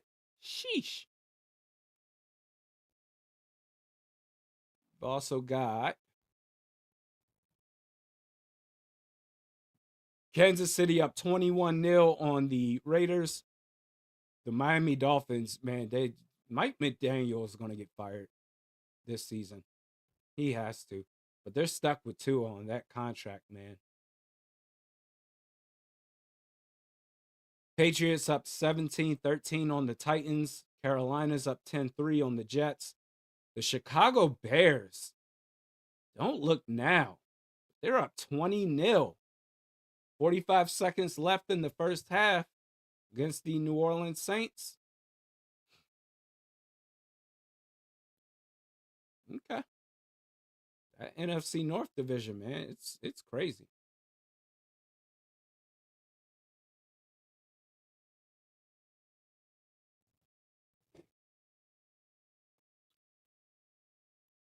Man.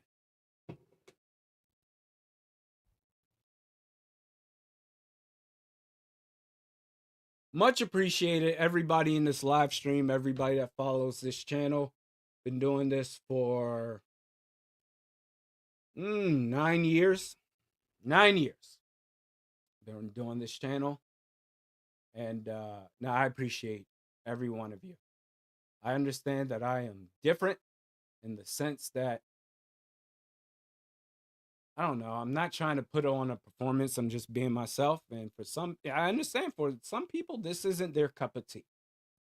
But I want to stay true to myself in order to give you my most authentic self when it comes to talking about this team. So for everyone out there, thank you so much. Can't say that enough.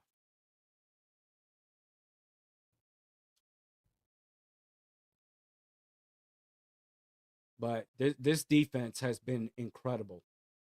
The talks about Blake Brandel, I mean, that can end. I mean, that's there's only so many ways you can mess up.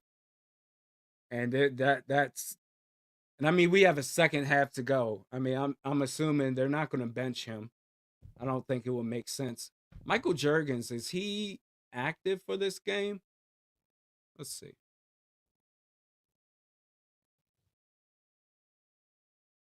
Michael Juergens.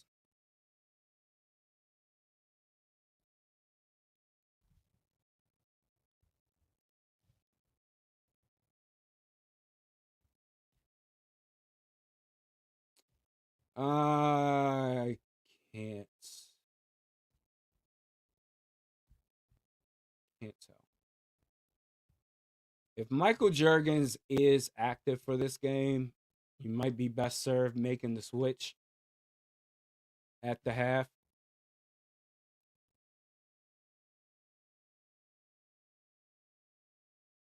I don't see anything. I mean, you know that KOC is not going to make the switch to Max Brosmer.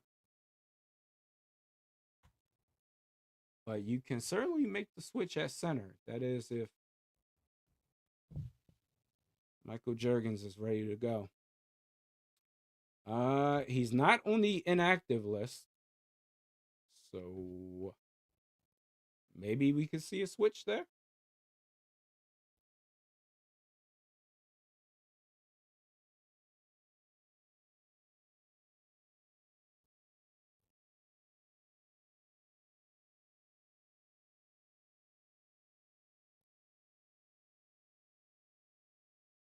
Sneaky Hash Brown. That is a clever name. I appreciate you. I appreciate you. Inefficient. Looking a little cheeky, fellas. Missed the first half. I mean, it's been quite the dumpster fire, but it's just an 8-point game. And the Vikings, I believe, get the ball to start the second half.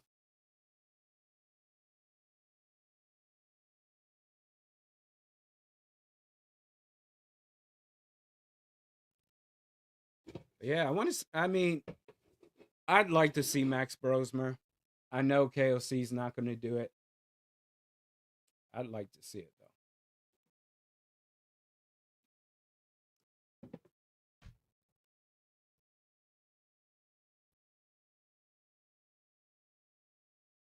Isaiah is asking what I think about the Eagles this game. The Eagles look exactly as I expected them to look in this game. And quite frankly, any game that their offense is just, it's not even hit or miss. It's just their defense can make plays. Their run game is strong enough. They've got the tush push to their advantage. But as far as a well oiled machine, as far as Jalen Hurts getting the ball snapped and just throwing dimes and stuff like that, that's just not going to happen. It's a run first offense. This team is based off of Saquon and Jalen Hurts getting the tush push, and that they're not going to be one of those teams that's a juggernaut. Like I fear the Rams offense more than I fear the Eagles offense. I fear the Bucks offense more than I fear the Eagles offense. The Eagles look exactly as I expected them to look, which is why, with everything going on and the return of Blake Cashman and the return of Donovan Jackson and Brian O'Neill, that I said, you know what? Before this season, going up against the Eagles, this was an automatic L, but based off of how this season has gone and with the additions that they made coming into this game, that they have a shot. And right now, down 8 points, they have a shot. The Eagles, the Eagles have a lot of issues internally, but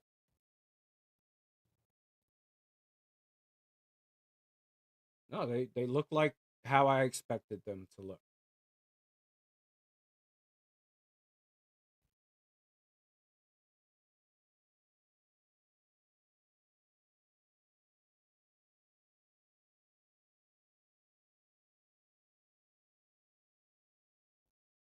You're right, Jonah. Jurgens wasn't perfect, but he may not have been perfect, but there has to be an adjective out there for Blake Brandel to properly describe being worse than someone else who isn't necessarily perfect. There has to be an adjective, and I just can't think of it right now.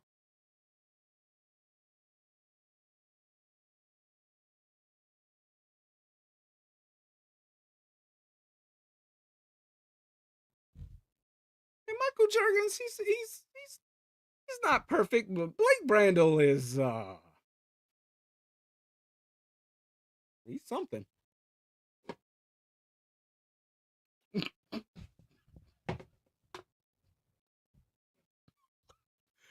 Oh gosh, says unqualified. that, that's it. That's it. That is it. Unqualified. You win. Wow. That is perfect. That is spot on, actually. It's funny because the last game he looked really good, man, against that Browns defense, their defensive line, to, to perform the way that he did. I'm like, oh, this is nothing now. Because if you perform like that against the league's best defense at the time, you can do that against anybody. And this game, ooh, boy.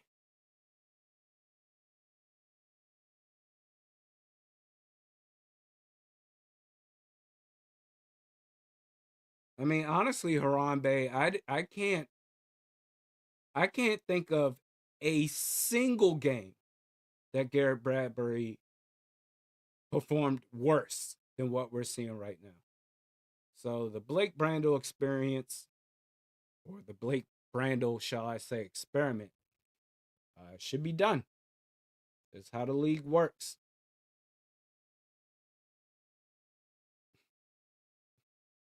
Brandon says KO cheeks.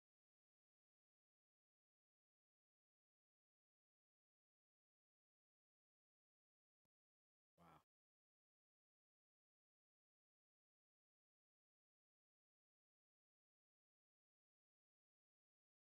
Well, I mean, the defense. I mean, you cannot just give them enough praise. This defense. Isaiah Rodgers in particular made a couple of plays in the secondary.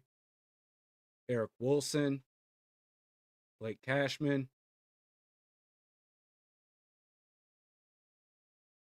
Harrison Smith had a pass breakup, a big pass breakup. I mean, and going up against this team with how much talent they have on offense and still them being a semi-limited offense. I mean, the defense is doing its job. They really are.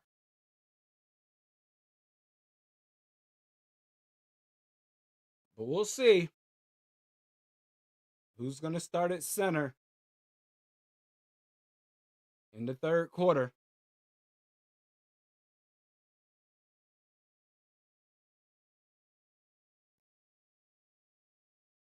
Well, Justin, I mean, he says, imagine if we had a competent offense with this defense. The thing is, yes, you're right. Just imagine, like, this would be great. But this offense has the capabilities to be more than just a competent offense. They have the talent to be one of the elite offenses in the league.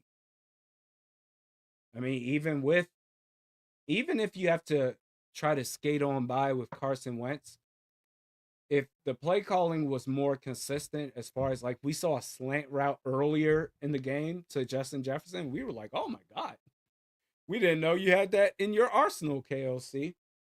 But if you were to see more of that, I mean, you can see how this team could be elite offensively, moving the ball up the field. As we start the second half here, Miles Price is running. Nice return. Gets past the 40, the 45. Come on, don't stutter step. No, that's all right. He gets to the 47-yard line. Miles Price. Nice job. But this offense can be more than competent, man. I mean, it starts with the play calling, and then with Carson Wentz, for example, if you're going to keep riding with him, it's all about player execution.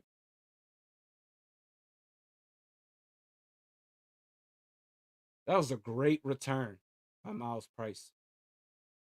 Snaps, handoff. Jordan Mason, nice. Gets about 7 yards right there. Hey, what happened to running the ball? Staying ahead of the downs.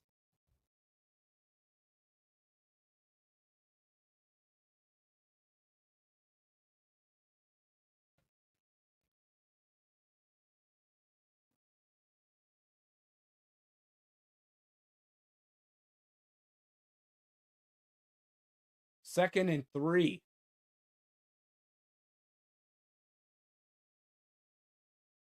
Blake Brandle's still there. He's still the man. And that, I didn't necessarily like that rep from him, but it doesn't matter. Jordan Mason found the hole, got a first down and more. I believe he's on the Eagles side of the field now. The Vikings, anyway, after the Jordan Mason play.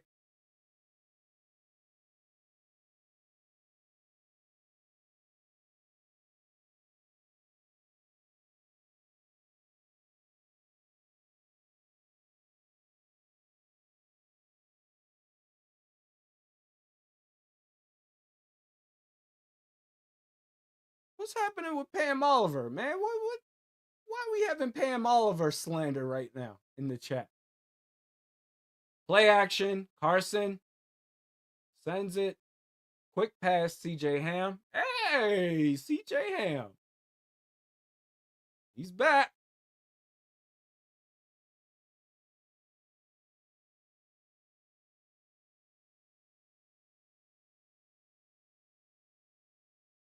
Second and 5.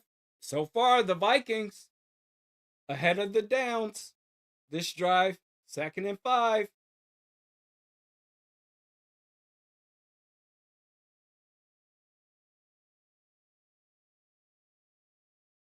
Ball at the 28-yard line of Philly. Approaching the red zone. 3 seconds. They get the ball off. Throws it out. Quick out. Justin Jefferson. And you know what? That's what I'm talking about. You don't have to just make explosive plays all the time. You can churn and churn with this offense and move the ball up the field. And guess what? Talking about staying ahead of the downs is 3rd and 1. Oh, Pam Oliver. Oh, she almost got taken out. Okay, she's good. All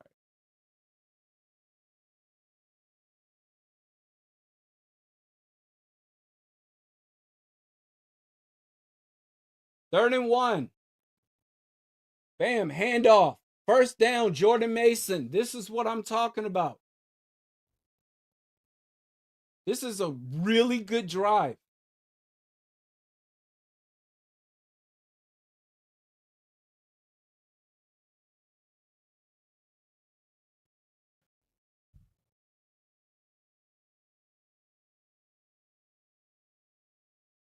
First and 10.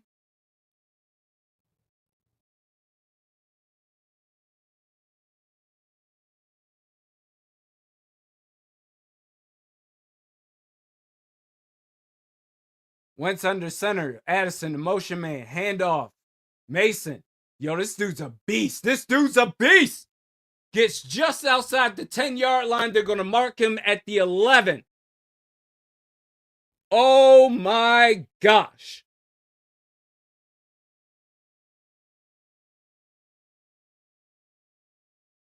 Run blocking. I mean, the spacing has been incredible.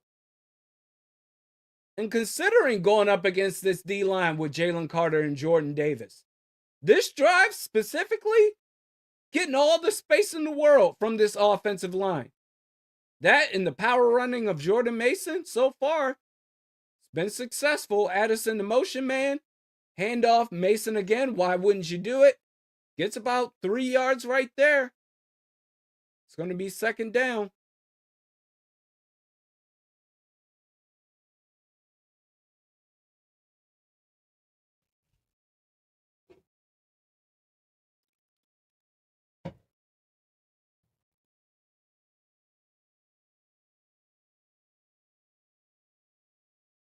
Second and 8.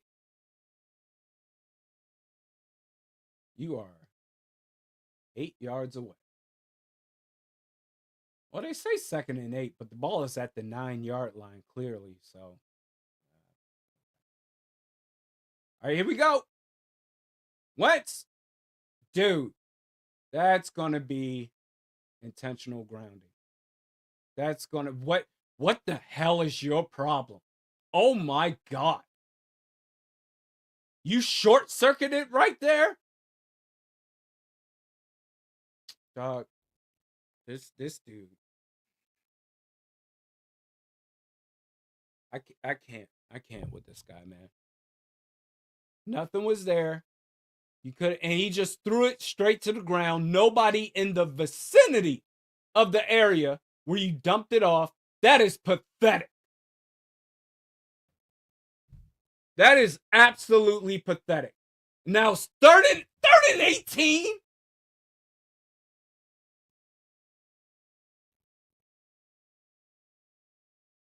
Okay. At the 19-yard line. That is all right. Throws it over the middle. Hawkinson gets to the 10-yard line. You ruined that drive.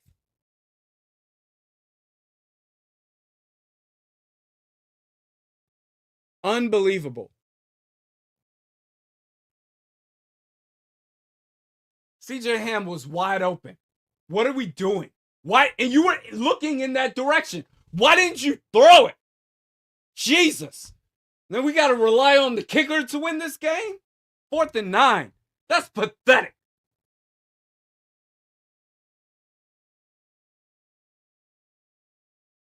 Will Riker, kick is up, kick is good. We're going to field goal our way to a victory if we even get the victory. That is sad.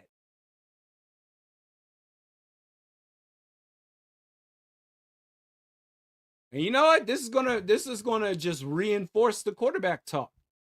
Rightfully so. I mean, I'm exhausted from it. But this is only going to reinforce hey, you know what? Those that are super high on JJ McCarthy, might as well get him out there. Me, I'm like, hey, McCarthy, fine if you want to put him out there, but I'd rather take a look at Max Brosmer because I'm done seeing Carson Wentz. You're struggling right now as I update the score. Struggling right now. Offensively. Against a team who's also struggling offensively. Dude, imagine if this was the Rams. Imagine if this was the Bucks, even as they are dealing with their own injuries.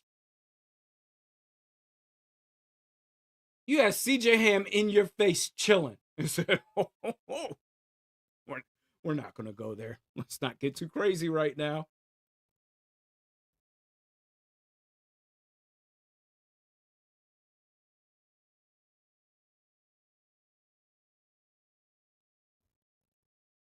Oh, Ray, you don't got to tell me. I know KLC won't do it. Put in Max Brosmer. He won't do it. He won't. But that drive, as promising as that drive was, got ultimately upended by the quarterback. So.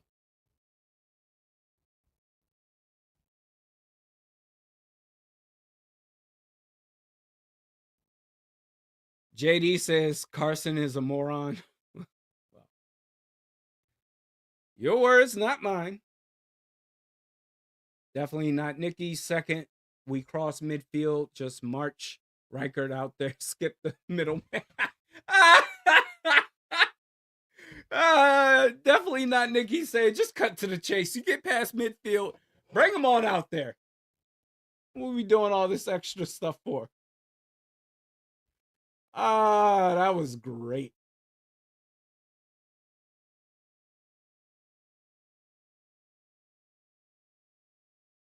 All right. Skull Viking skull to you. Kick is up.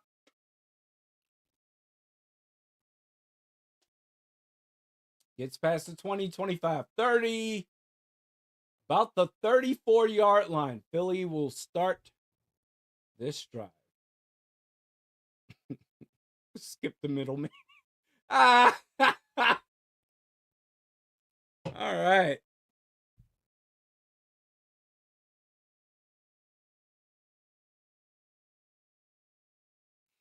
That was great.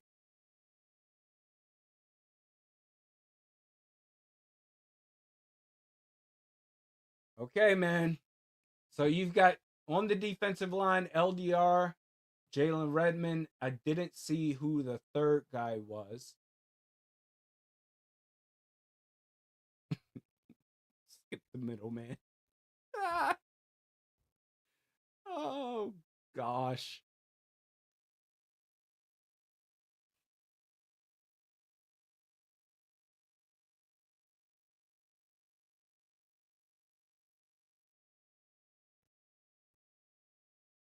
Eagles averaging 3.7 yards per carry as a team. That is not great. All right, defense. You've done a hell of a job so far. Ball snaps. Throws it quick. Quick strike. Devontae Smith. About 5 yards on the play. Second down. So remember, you got to keep them behind the downs because you know what they're going to do on third and short and fourth and short. So this is 2nd and 5.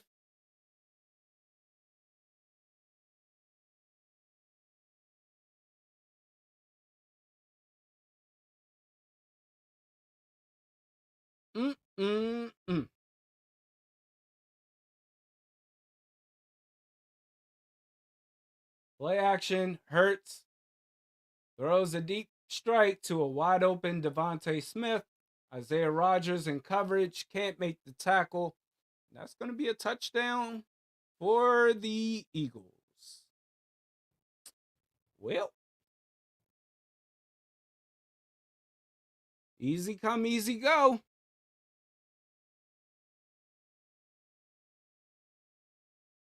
Damn, that's tough.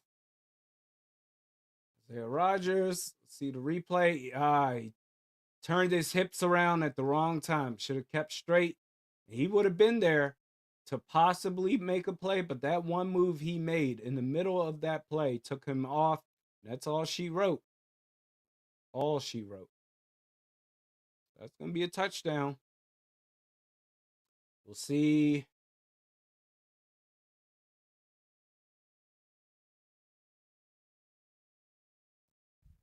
See if the extra point is good or not. Kick is up. Kick is good. 21-9. Wow. All right.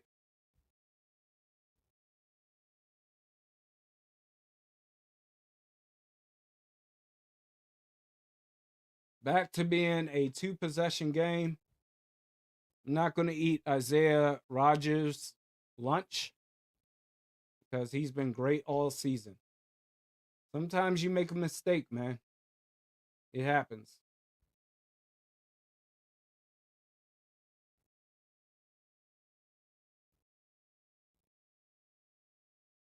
And hell, the defense has been playing their ass off all game long. It's the offense that has to step up. Whether they do it or not, I mean, we'll see, but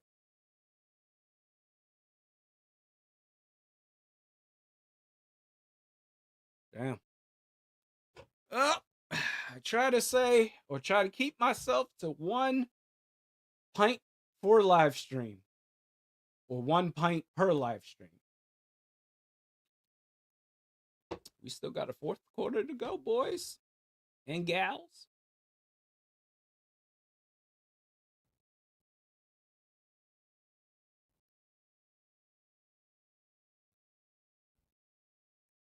But I mean, whatever the results are of this game, it's going to re-spark the conversation. JJ McCarthy, should he play or not, and whatever. And I still stand by what I said, that I just don't care anymore. Like, if he plays, great. If he plays, great. And in the event that he plays, if he plays great, then that's awesome. But I'm done with the guessing games when it comes to him. I'll believe it when I see it.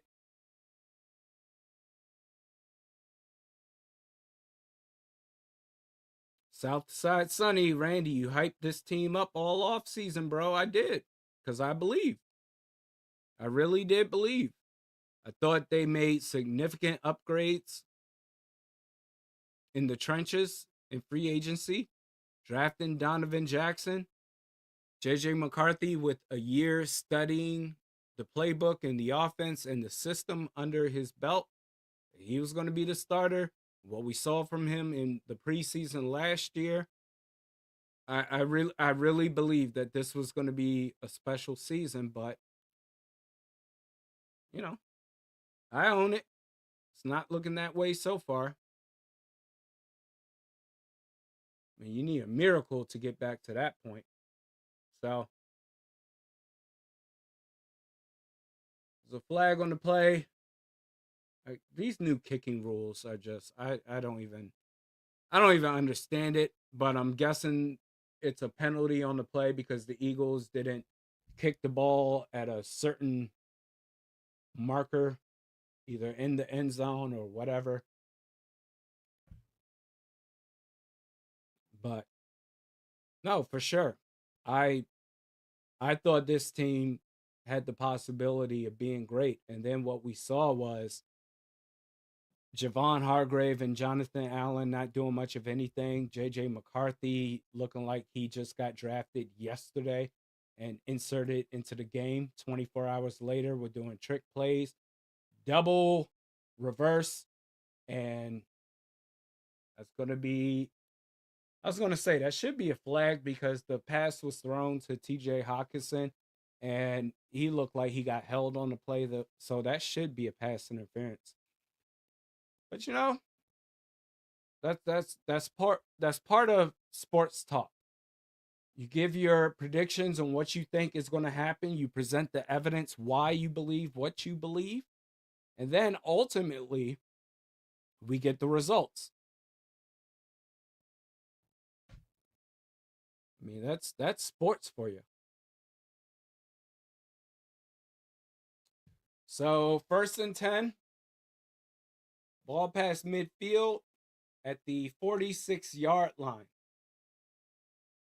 Pitch left, Xavier Scott gets tackled almost immediately behind the line.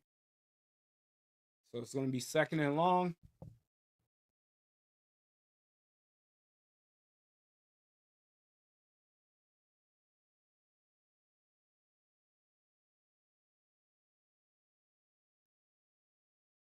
I mean, I can say all of these things that I've been saying all season long in the last couple of years.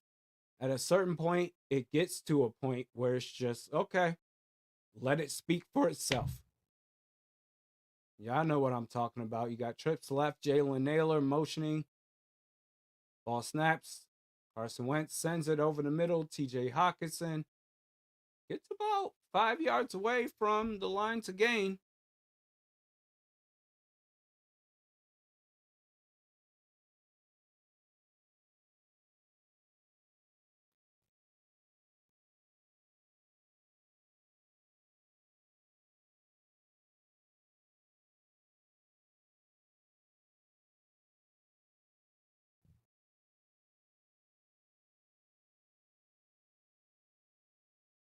But yeah, going into the season, having the hope that I had, this season might end up breaking me, man.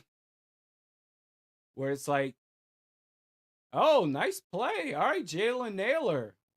Contested catch right there. Yeah, this season might break me, man. To where it's like I don't have the energy to be mad anymore. Except for the pick six and the performance of Blake Brandel. But to the point where it's just, okay, this is just who this team is. Quick pass to TJ Hawkinson. That's the quick game. Nice to see that happen. That's a 1st down. 2-possession game. Too evil to hope says fire Quasi into the sun. We've got an Eagles player down. May have gotten the wind knocked out of him.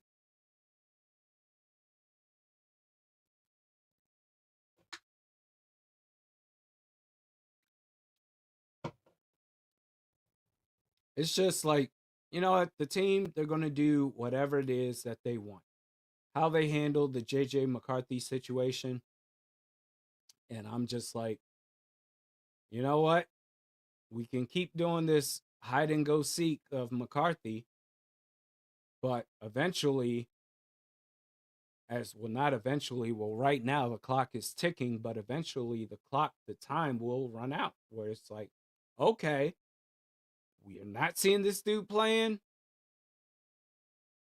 And, or if he does play in the event, now there's always a chance that he can bounce back and suddenly get it. And he's the true franchise quarterback, and there's no denying it. But if he comes back and looks the way that he did the first 2 games of the season, it's like, all right, he's either not playing or when he is playing, it's pretty bad.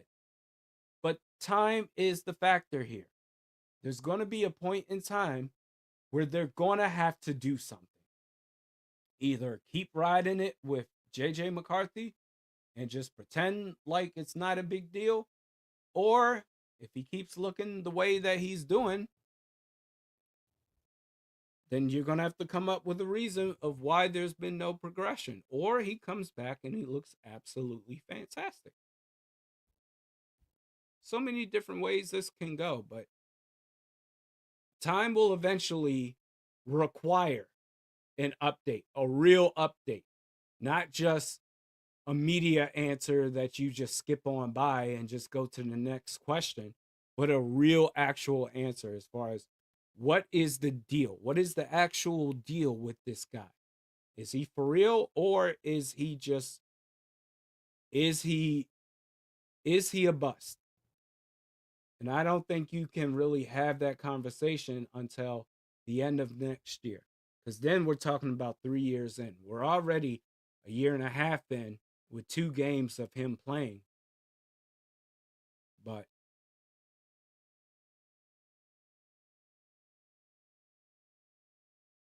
no, he's I just don't like the way this has gone. I mean, and he could just be hurt. But I mean, if he's healthy enough to be the QB3 emergency quarterback right now, I don't I just don't understand what's happening.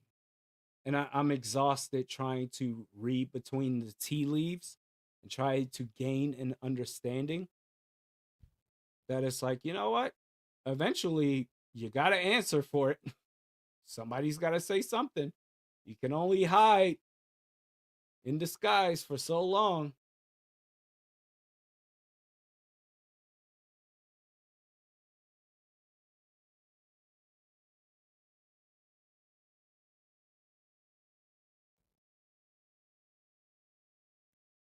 But no, I'm just trying to focus on the good stuff right now. Focus on what you can, not the possibilities of what may happen. So far in this game, I mean, you've got the defense. They are playing their asses off. They gave up 14 true points. Pick 6 makes it 21.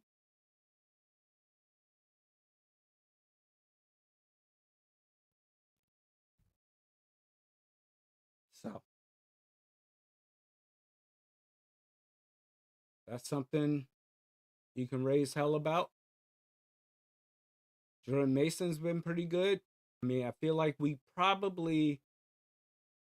the Vikings could probably have committed more to Jordan Mason in this game so far, but it's I thought this would be a special year, but there's still a bit of a distance between how the Vikings play football and how teams such as the Rams and the Bucks play football.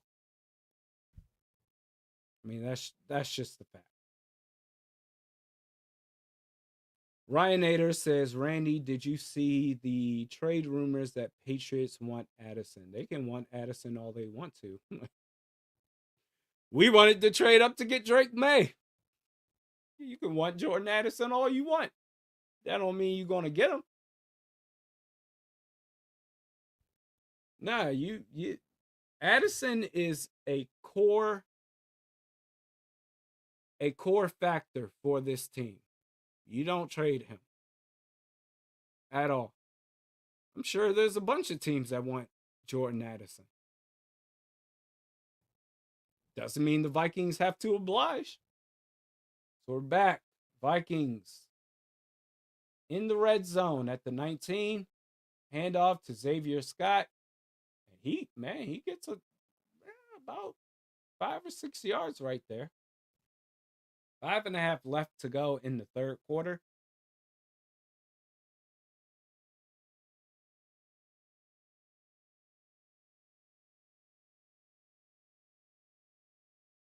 Second and 5 at the 14-yard line.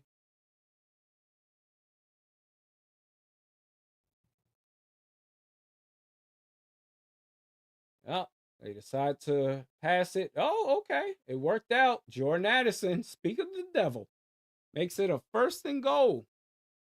And I say right here, man, you got to really run the ball.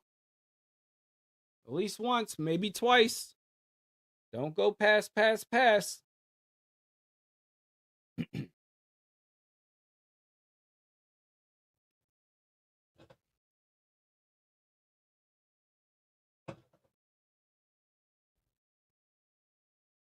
First and goal. 12-point game at the 5-yard line. Handoff, Xavier Scott. He gets close, but took a shot at the 1 yard line. I thought he was, man, I thought he was going to run that thing in. That's a good defensive play. He was on his way. Bam! Gets to the 1. They may mark him at the 1.5 yard line, but he was there.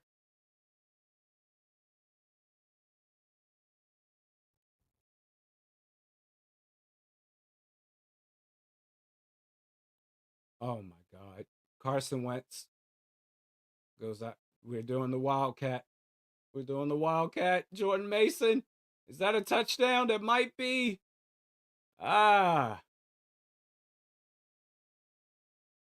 So they don't score, but it's 3rd and goal. It's right there at the line. Jordan Mason got right there.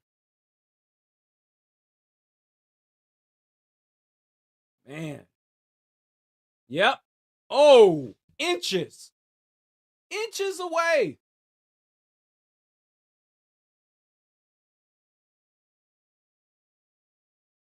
So let's see. Oh, they're ruling that a touchdown? Really? Okay. All right. I mean, let's see it again. I didn't think it was a touchdown, but okay. Yep. Right there on the white line. Yep. Technically, that is a touchdown. Yeah, the tip is right there. First touchdown of the game.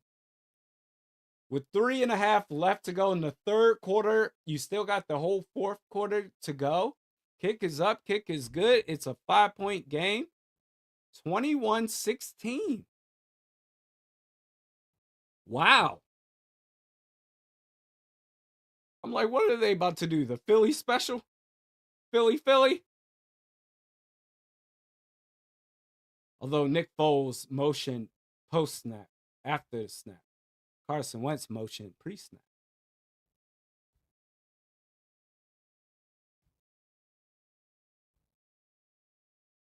Nice play. Nice drive.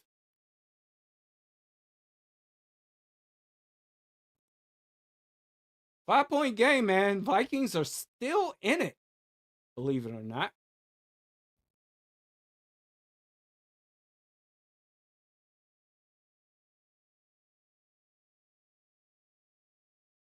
Okay. See what the defense can do. Get a stop. For the most part, you've been getting stops. Only 14 true points given up. Pick 6 to account for the 3rd touchdown. Will Reichert sends it. They field it. Gets past the 25 and gets past the 30. So at about the 31 yard line, Philly will start their drive.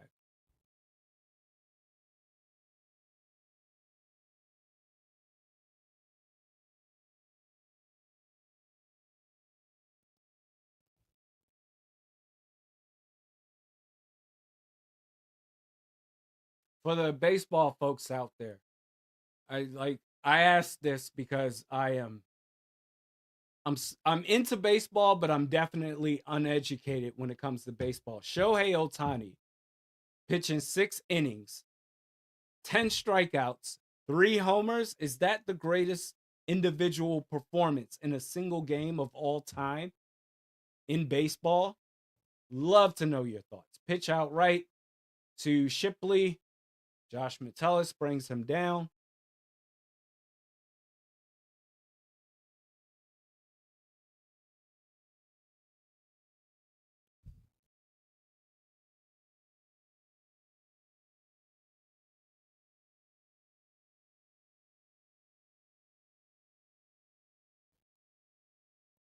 They are overdue for a turnover, I will say. So it is 2nd and 5. This is a big down right here to prevent a tush push attempt. Oh, Was that Shipley? No, that was Saquon Barkley that did a skip to the left. There's a flag on the play. So let's see what that's about. Maybe it's a holding penalty. Yep, it is. It's a holding penalty. It's coming back. But that was a smooth move right there by 26. To hop, skip to the left, get the spacing, and just go straight up the gut. Yeah, that's a hold. You can't do that. Holding the player by their jersey, the back of their jersey. I'm surprised the refs even called that.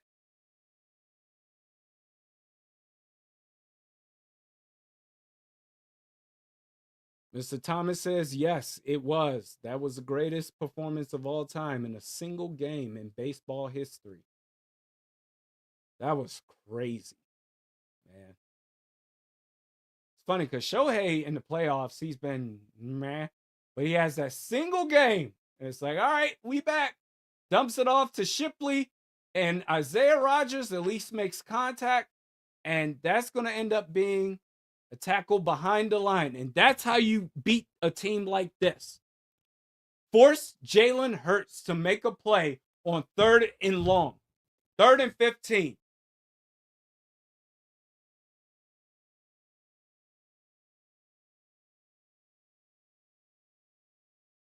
Still under 2 minutes left to go in this 3rd quarter.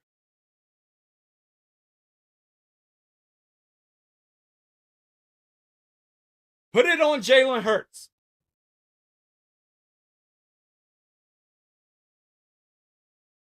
Ball snaps. Pressure. Oh, he escapes it. Decides to throw it deep. There's a flag on the play. The catch is made. Looks like by Devontae Smith. There's a flag on the play. It might be a hold just because of. Oh, no. It's an illegal contact by the defense. All right. Well, it was a good play by the offense. And the penalty, they're going to decline it, obviously. But I don't see where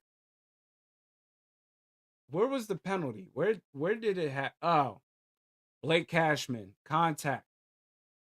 After 5 yards, A.J. Brown. You cannot do that. Okay. All right. Well then, 1st and 10. Drive continues. You had him. And he wasn't even looking that way to make a play. But Vikings getting their own way on an important play again. And he gets it off just in time. There's a flag on the play. Devontae Smith makes the catch. I'm guessing that's going to be a helmet to helmet or unnecessary roughness. But right as the pocket was collapsing, he throws it. And Devontae Smith, and that might not have been a catch, but it's pretty close. But there's a flag on the play, and we know how this goes. And that shouldn't even be a penalty.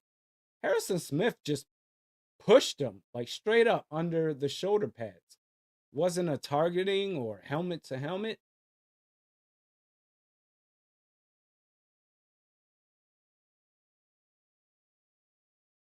But yeah, that was a clean defensive play. Now, if you want to say, did he catch the ball? Did he secure the ball on the catch? That's something different, but they're not going to challenge it. Ball is now at Minnesota's 28-yard line. Ball snaps. Jalen Hurts, plenty of time, dumps it off to Dallas Goedert for about 4 or 5 yards. So, at some point, you need to get a stop if you're going to give yourselves a chance to win.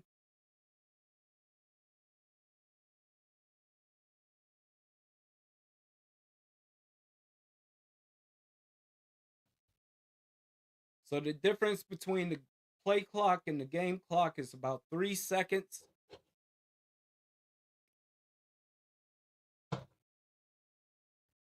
So they got to run a play here. And they pitch it out to Saquon left. and he gets tackled for no gain. You know what? Saquon is not necessarily having a great game. And credit to this defense, man.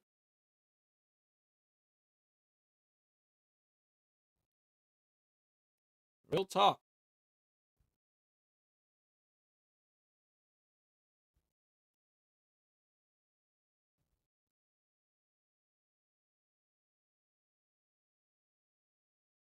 Yeah, I see this now, the Addison thing. According to Albert Breer, Jordan Addison is a potential trade target for the Patriots as the trade deadline nears.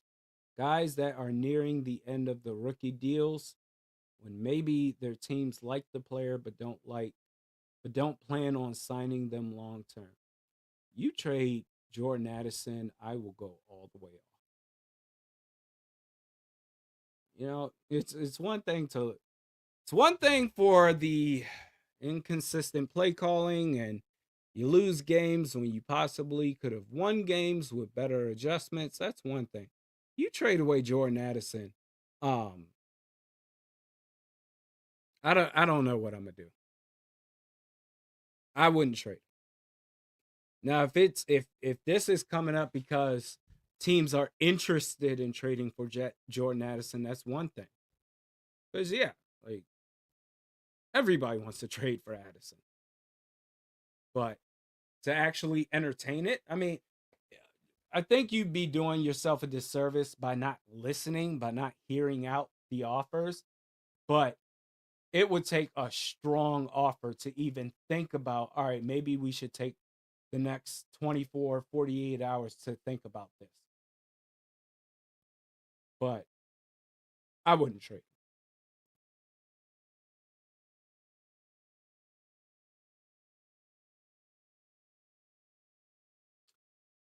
Nisa, just so we're clear, if McCarthy isn't QB1 next week, it's because they don't believe he's good enough yet.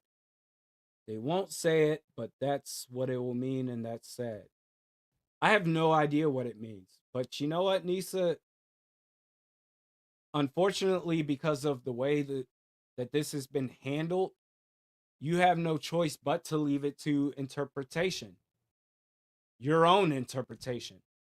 Like if the team was more clear on what's going on, what's happening with this guy, it'd be a lot easier. But for me, I'm just like, this has gone in so many different directions, so many different rumors that whatever you feel about the McCarthy situation, no one can sit here and say that you're wrong because the team won't make a definitive statement on what exactly is happening. Is he just so hurt that he can't come back? Is he not ready based off of what you've seen the last two games? Is he not ready to come back, be a professional quarterback? What is happening? The team won't say anything about it. So it's like, whatever thoughts you have, who's to say that you're wrong? And on 3rd and 5, that's a great play. Who made that play on Saquon Barkley? That's for no gain. So it's going to be 4th and 5. We'll see if they go for it. But that's a great stop. This defense has done its job.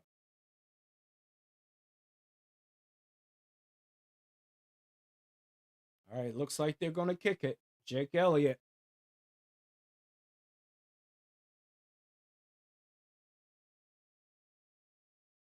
Kalel says, "Are we back?" I don't know, man. Kick is up. Kick is nope. Oh! What right? Still a 5-point game. A touchdown swings it to the Vikings. Oh my God. That looked like a layup of a field goal attempt. How did he miss it? Indoors? 2? Jake Elliott. What are you doing? Wow. Wow, man. I can't believe he missed that. It is officially still Well, I mean, it would have been even if he made it, but it is officially still a one possession game. Turnover on downs. Vikings, they start their drive at their own 32-yard line. Wentz in shotgun, snaps, hands the ball off. Jordan Mason, hold on to it. Gets about 9 yards right there. Should be 2nd and 1. And again, talking about staying ahead of the downs. So they're going to say 2nd and 2. Okay.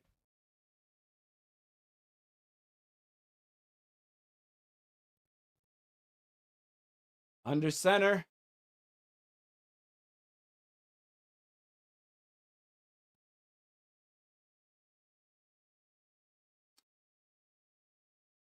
Play action. Surveys the field. Throws it over the middle to Jordan Addison. Catch and run. That looked like it was about a 17-yard play.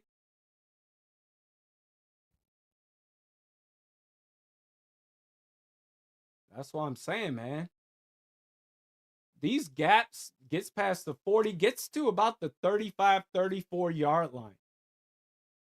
These gaps of just not seeing any plays from Addison and Jefferson is crazy. They're going to mark it at the 35.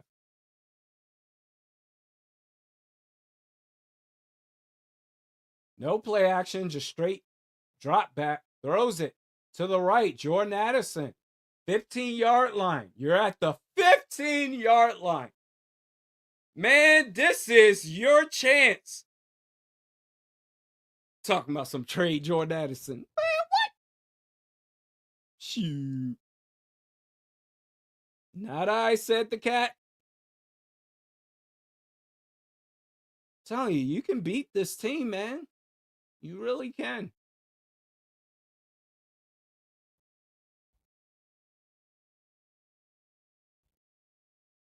At the 15-yard line.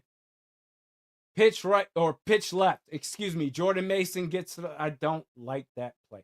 You want to And I know it's easy to say because it didn't work. That's about a 2-yard loss, but I mean, we don't got to get cute with the run game. Handoff. Just handoff. Straight up the gut.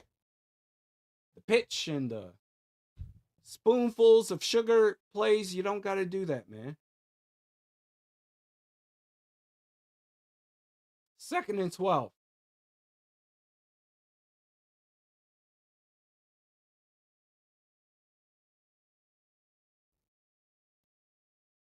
Come on, man. This is where your best playmakers can get you going. Throws it. What's that? Jefferson over the middle? No. It is. Yes. Okay. So it is now 3rd and manageable. No field goals. Touchdown. Let's do this. 3rd and 5.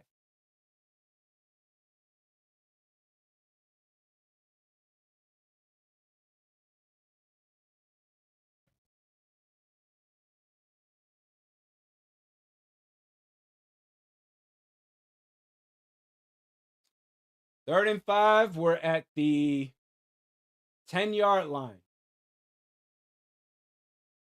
Naylor, the motion man, locks into his left, and Blake Brandel gives up a sack. There he is. He makes his appearance again. Blake Brandel. And that's what it is. That it's funny. We've gone so far this whole second half without even talking about you, and that was a pathetic rep. Man, had high hopes for you, Blake. That's gone now. Going for a field goal again. We win this, we're going to have to win this. Kick is up, kick is good. We're going to have to win this 22-21, man. Will Reichert getting the game ball along with the defense. This is crazy. How many opportunities this offense, man, has had so many opportunities to get this going. They just can't. So a 2-point game. JD running the ball, working too well, I guess. Yep, got to switch it up. Tough. So now you're relying on the defense. I mean, they're putting so much pressure. The Vikings offense is putting so much pressure on this defense to get stop after stop after stop so that they can maybe skate on by with the win off of field goals.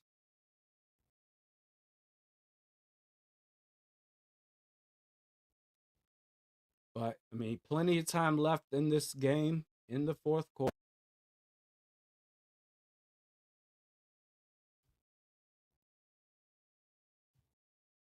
I mean, you can't let this slip away. You really can't.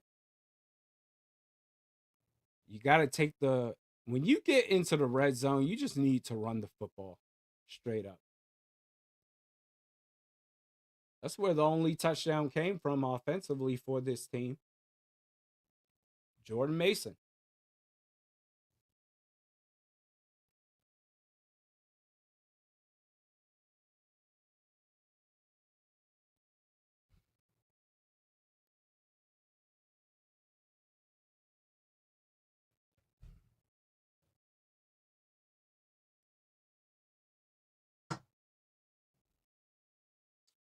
All right, man.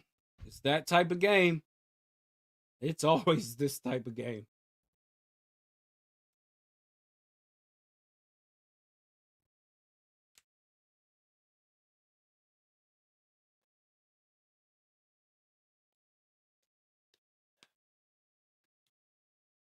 Man.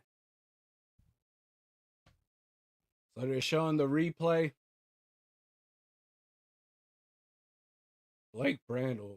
My gosh. This is officially the single worst center performance as a Vikings player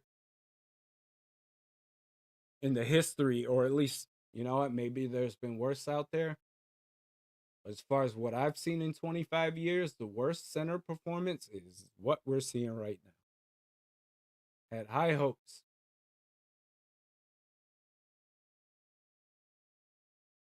Eagles field the kickoff. They get to around the 30-yard line.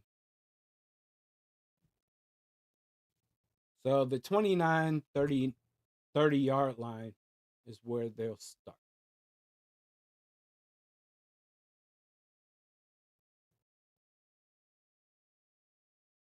William Thomas says, a second for Bradbury? No.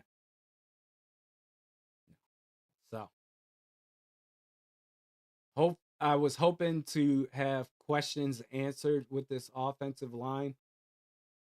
As far as, are we set, solidified with the starters because of 64? We're gonna have to say no. Everybody else, I think they've been pretty good. Hand off to Saquon Barkley. And that's Jonathan Grenard with an instant, immediate tackle in the backfield. That's a loss of at least 3 yards, maybe even 4. They're going to say it's a loss of 4. 2nd and 14. You put the Eagles behind the downs and force Jalen Hurts to make plays. That gives you an opportunity. That's a great rep right there by Grenard. So that's going to be 2nd and 14. Or 2nd and 13, they make it now. Okay. Ball is at the 27. I feel like they got away with a false start right there. Damn it, Grenard, with your almost sack. Again, but it's incomplete. So it's going to be 3rd and 13. That's what I'm saying. This quarterback, he ain't doing nothing.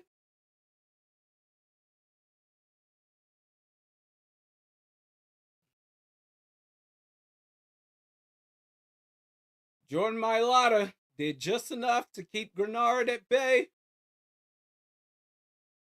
And Devontae Smith tried to toe tap it, but man, you had Isaiah Rodgers there. You had, I believe, Metellus there as well, 3rd and 13. What you gonna do? Ball snaps. Pressure, pressure, get him. Oh my God, oh my God. Dallas Turner, you were right there. And throws a completed pass to A.J. Brown. That's the difference of that play being made and the Vikings getting the ball back on a punt. That was the difference. Dallas Turner was right there. Right there. Drive continues.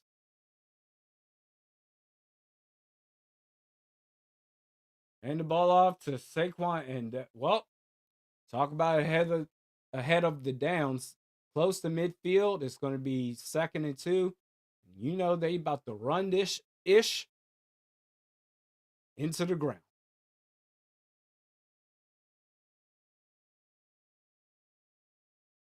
Well,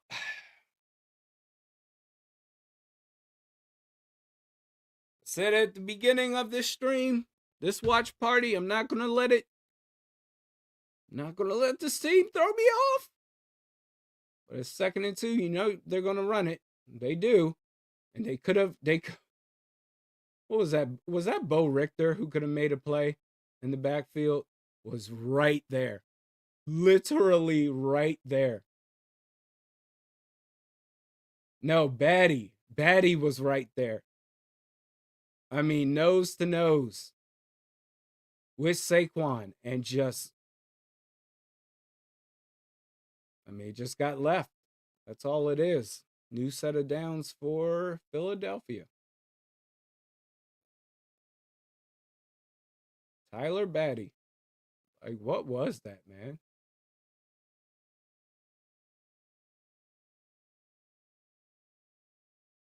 Needed Eric Wilson to do it, to clean up.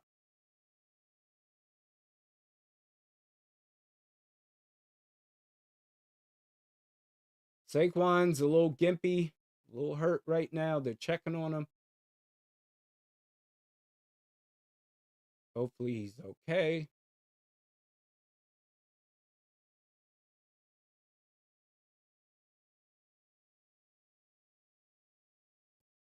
I mean, he's still got his helmet on, and they're checking on him. He's standing.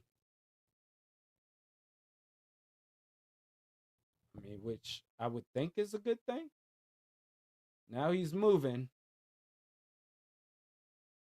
I don't know if he's going to the tent or what, but it's 1st and 10, ball past midfield at the 47-yard line. Play action. Jalen Hurts, pressure in his face, throws it, completes it to a wide open Devontae Smith. That was not a fumble. He completed it and was down by contact. And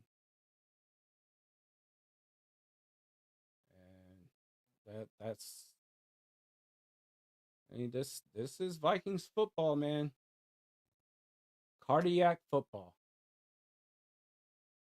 Right in the face of Jalen Redmond, jumping, trying to throw him off, and throws a pass. Throws a completed pass to Devontae Smith.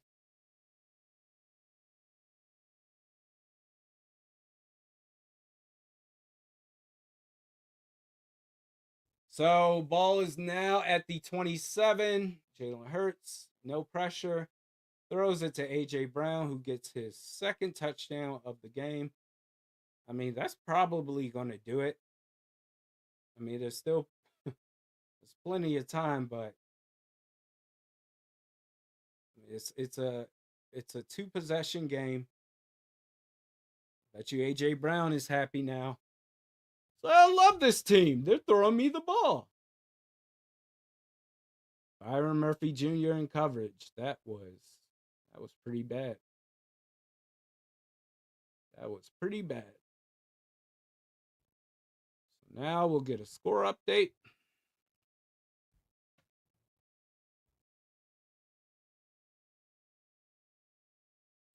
All right.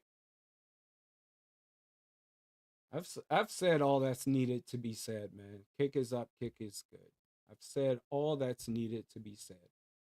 At this point, it's up to the Vikings whether they want to do something about it or not. That's it.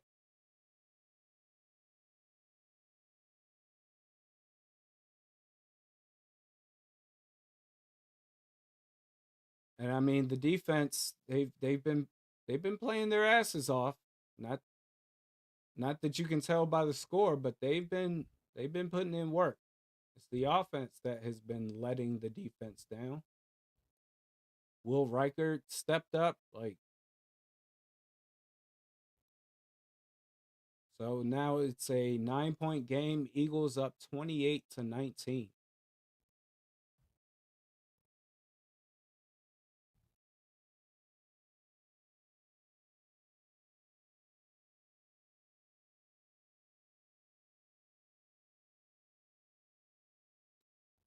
That's tough, man, because this is a beatable team. But I mean, the Vikings did what they did. Now all the pressure is on Minnesota. You've got what, 9 minutes and some change left in this game, 2-possession game, and now I mean we can start the excuse train that it's all Carson Wentz's fault. Not, I mean, he was awful. That it's all his fault, and if JJ McCarthy was in there, it would have been better. We don't know that, but it's just been tiring. It's disappointing. I think it's safe to say that the team broke me. This may have been the fewest rage takes that I've had in a single watch party, but I mean, this is what the Vikings do, man. They they get in their own way. They I mean, let's look at the penalties, for example. Although I think just off the top of my head, it's been pretty even between these two teams. But let's see. The Vikings, I mean, they did a really good job as far as being ahead of the downs in this one. Yeah, I mean, third down efficiency could have been better, 5 for 11, but the Eagles 2 for 8 in third down conversion rate. The defense they did all that they could do. But the offense has been the problem, and you have supposedly an offensive minded head coach. And that's been the problem. The other two phases of this team, defense, special teams, they've done their jobs. Offense, not so much. I mean, hell, they held Saquon Barkley to 46 yards on 15 carries, 3 yards per carry. First and 10. Ball is at the 28. Snap. Wentz throws it quick. Addison gets out of bounds. Again, I'm reminded that Jordan Addison is on the team, which makes me think, oh, yeah, Justin Jefferson is also on the team. But this offense just can't figure out how to utilize these players when any other offensive guru would kill to have these players on their team, on their roster. Somehow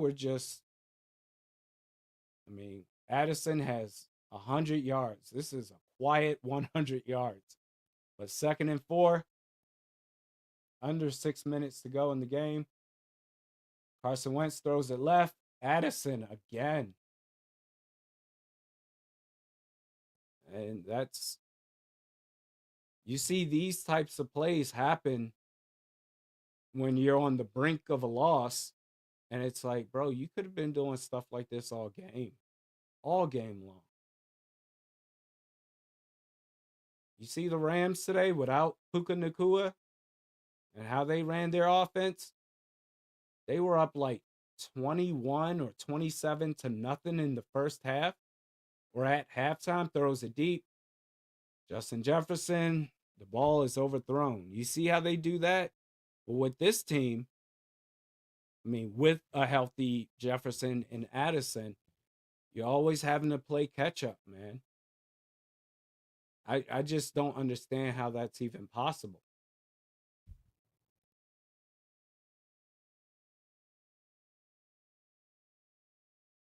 Man, I don't understand.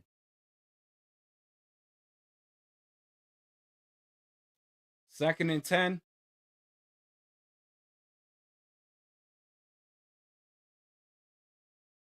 Ball is at the 49, avoids a sack, moves up, throws it, quick pass, and it's incomplete.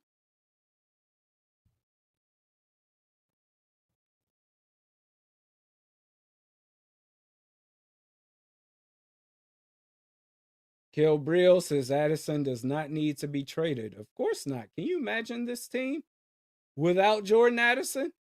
Can you imagine this game without Jordan Addison?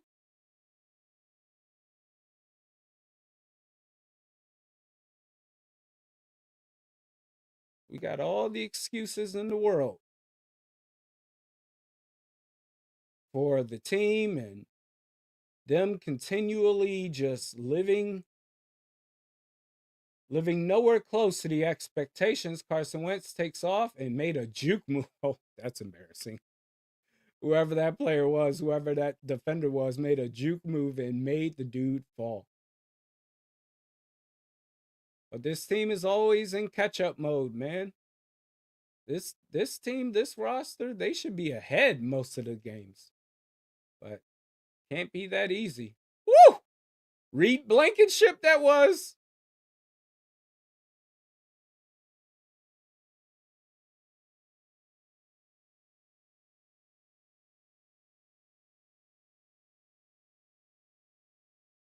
And we got, I guess, is that Blankenship that's down right now? 37? Under 5 minutes left to go in the game. But I mean, this is a winnable game for them.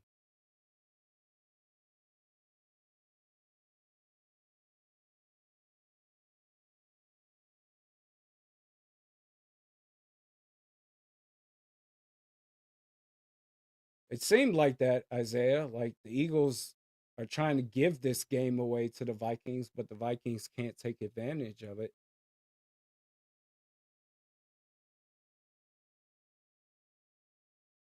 It's watch stuff like this and it's like, oh yeah, this is what the Vikings do. This is rarely do you see them play up to their potential, you know? Rarely. And that's a shame. It really is.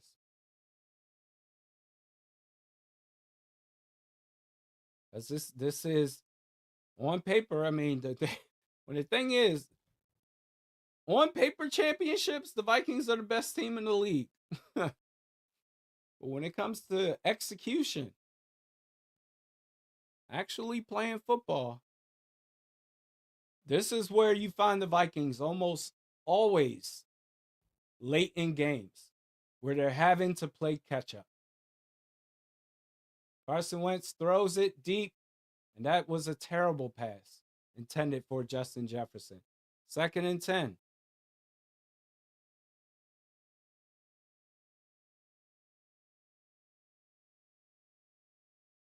This is wild. And God bless Justin Jefferson. Man, this dude has every right to raise all holy hell as far as the lack of success with this team, despite having all the talent on this team. He is the consummate professional. So at the 35-yard line, it's second and 10. Quick strike, terrible thrust. Oh, Jesus, I can talk. Terrible pass behind TJ Hawkinson. If you kept it in line, that would have been a positive play. Instead, it's incomplete. You force TJ Hawkinson to come back for the ball. Like, and that play perfectly describes this team and how it's been for really most of the 25 years I've been following this team. The play of showing TJ Hawkinson having to come back incomplete and he falls on his face, that's the Vikings. So 3rd and 10. You got good protection and he struggles, holds on to the ball forever. He gets past the first down marker. Luckily, first down and then plus an extra 3 or 4 yards. 4 minutes off or 4 minutes left in the game. Man.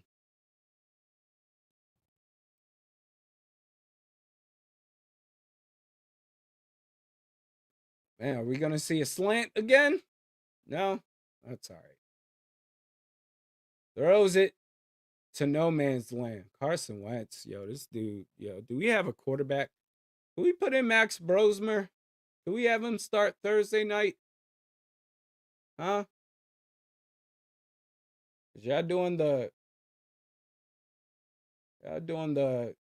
hiding magician, the prestige, if you will, with JJ McCarthy.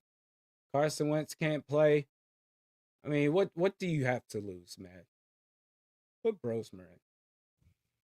Not even right now, because that would be stupid. I mean, you wanted to put him in, you should have done it at the start of the second half, which I was screaming for, but no. Gets it to Jordan Addison, who gets out of bounds.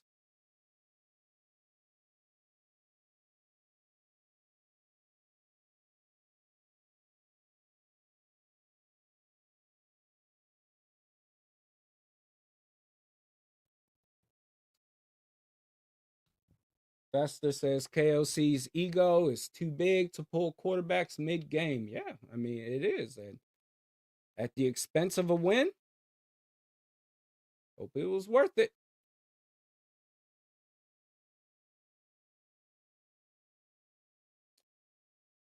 Ball snaps. Wentz. Hey, throws it. Ball is complete. That's going to be a touchdown to TJ Hawkinson. They're going to review it like they do all scores, but I think he caught that one.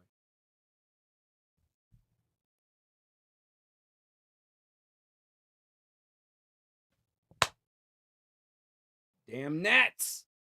Go away. See it.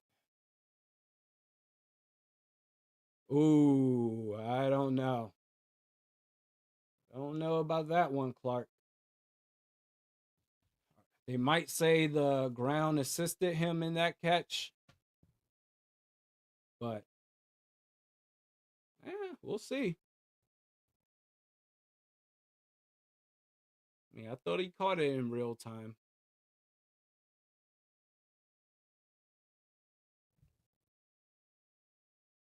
See what they say. Scoring review.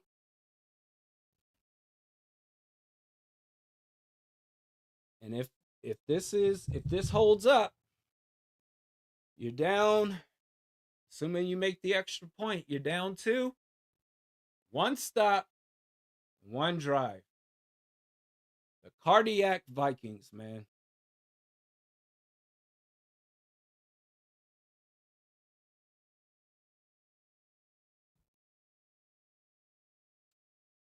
They're showing the replay again. That is so close. That's really close. That angle really just causes concern for me, that front angle, but we'll see what they say. We'll see.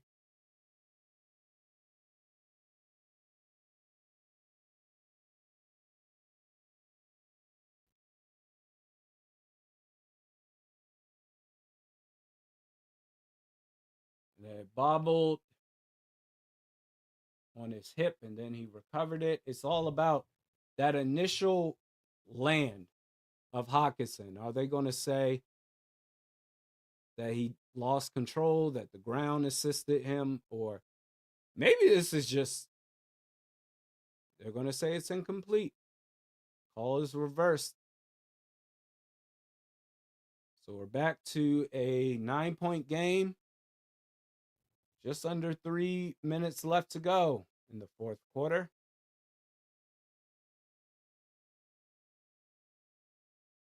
Yeah, that might have done it right there. The roll. Like after the initial land, the roll afterwards to his hip. That may have been enough for them to say, yeah, I don't know. But then he recovered it. So I don't know. 4th and 2. All right. Going for it. I mean, I don't necessarily agree with going for it here because you kick a field goal, it's a 6-point game. You get a stop on defense, you get a touchdown and an extra point, you win the game. But they're going for it. Throws it to Jordan Addison. He makes the play, gets out of bounds. All right.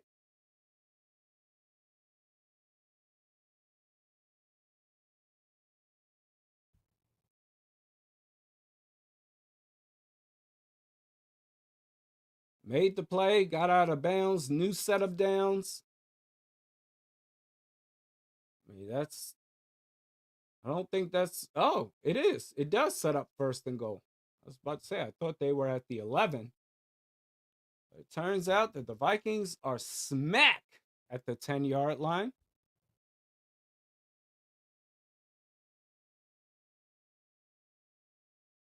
Pressure. And Carson Wentz gets sacked. And he's holding on to the ball for too long, man. He really is. We'll see the play again. I mean, oh, they cut it off early. But 2nd and goal at the 18-yard line. Throws it. Little dump off to TJ Hawkinson. And that decision to go for it on 4th down may come back to bite this team in the ass with, 2:58 left in the game. If you had kicked the field goal, you would have had the 2-minute warning, all 3 timeouts. But ball snaps. If you can score here, Jesus, dude. What are these throws? 4th and goal. 2-minute warning. I mean, now you got to kick it.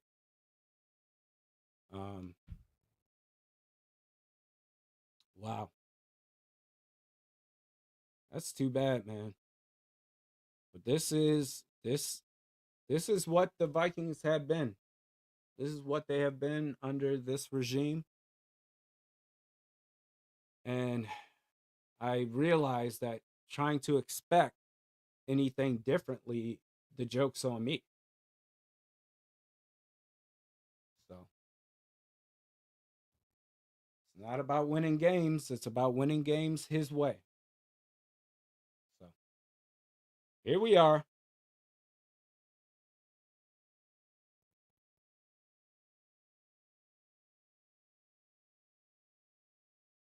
Winnable game. And this game would have been huge if you could pull the win off. Doesn't appear to be that way. We'll see if they kick. They should have kicked it when there was 2:58 left, all 3 timeouts. You would have got the 2-minute warning. Should have done it. Now, I don't know, man.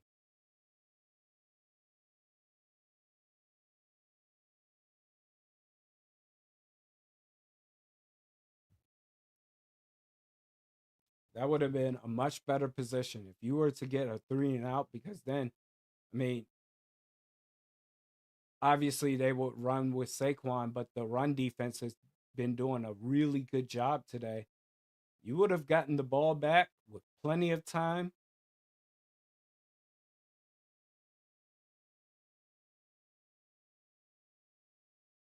And you would have gotten the ball back, assuming Will Reichert would have made that field goal attempt. 6-point game. And then it's the final drive. What are you going to do about it? And instead, they went for it on 4th down. Wasted clock. Now we're at the 2-minute warning. You have all 3 timeouts. So you have that going for you. But again, That's coaching. That's coaching, man.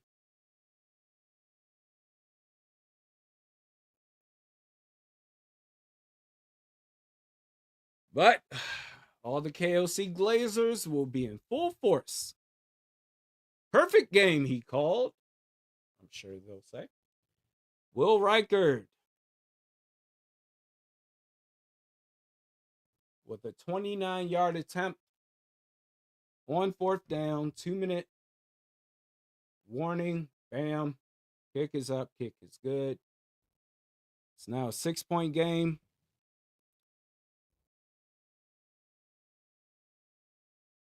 That's pathetic. That is absolutely pathetic. You did not need to go for it on 4th down earlier.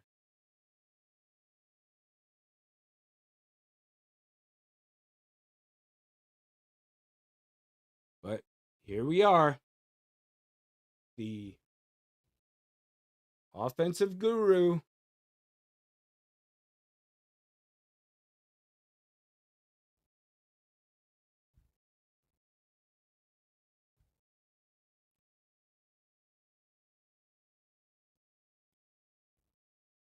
Six-point game, ladies and gentlemen.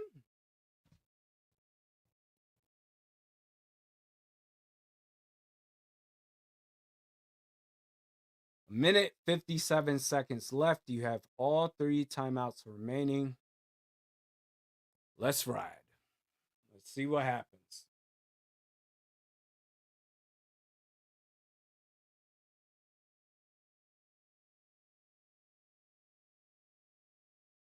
Kick is up. They field it. Gets past the 25, 30, 35, 40. Gets past the 40. That is just great. You give up. You can't give up any points here, man. You give up any points, the game is over.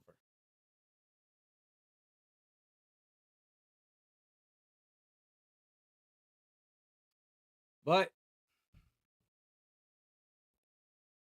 I'm telling you, I think I'm really broken. Because normally it'd be like, oh, hey, how could you? But now it's this is what they do, man. Handoff, Saquon, boom. Immediately tackled, no gain. Call your timeout. They do. Minute 48 left in the game. Okay.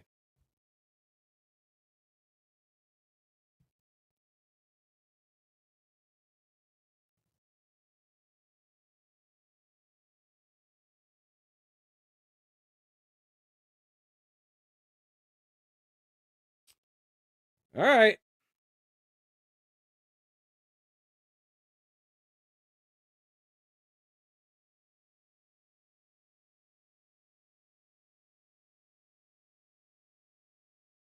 Daniel says, can't wait for the KOC presser. Yeah, we're just going to look at the film and try to see what went wrong and all the same statements that he makes every single time. So 2nd and 9. They're probably, well, let's see. They go for a pass, quick pass, and A.J. Brown dropped the ball. They don't have to use their second timeout. It's 3rd and 9 with 1:45 left to go. Okay, things are getting interesting right now.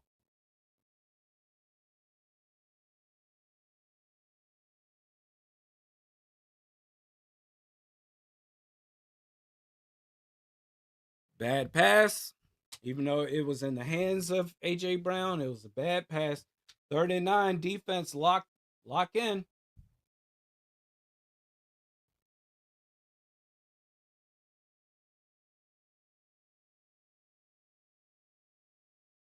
Third and 9. All right. Well, there's a flag on the play. Is this delay of game or did they call a timeout, Philadelphia?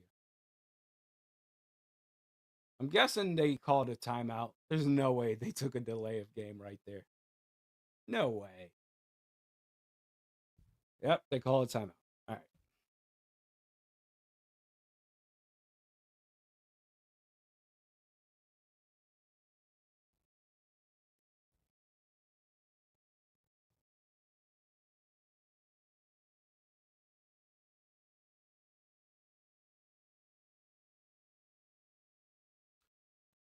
6-point game, 3rd and 9. 1:45 left in the game. 2 timeouts remaining for the Vikings if they can get this stop right here. Right here, right now. All right. Yeah, Harrison Smith. Oh my God, Isaiah Rodgers. That is just great. Hey, let him score. Hey, let him score. Let him fucking score. What you want to tackle him for? Huh? This team is never fucking prepared in games like this. Never. Nah, let him run it in for a touchdown. Give him some sort of record. You bums. Whatever. All right. We just got to look at the film and just work on some corrections. I think we'll work on some things in practice.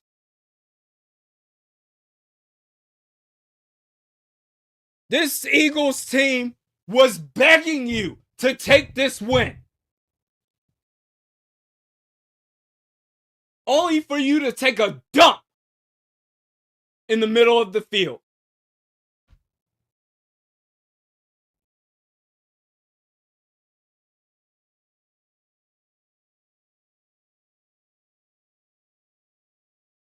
You got all this talent, and for what? For nothing. All this talent to play like a JV team. Playing like Prince George's Community College. With Jefferson and Addison. And against this quarterback. Are you kidding me? Man, go ahead, KOC. Get your prepared statements ready. Which file cabinet do you pull the bullshit that you always say every damn week? Which file cabinet do you get it from, huh?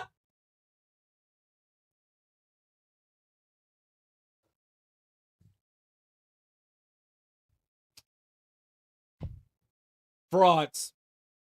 Frauds. Glaze KOC all you want to, media members. Oh, he's an offensive guru. No, he's not. Look at this crap.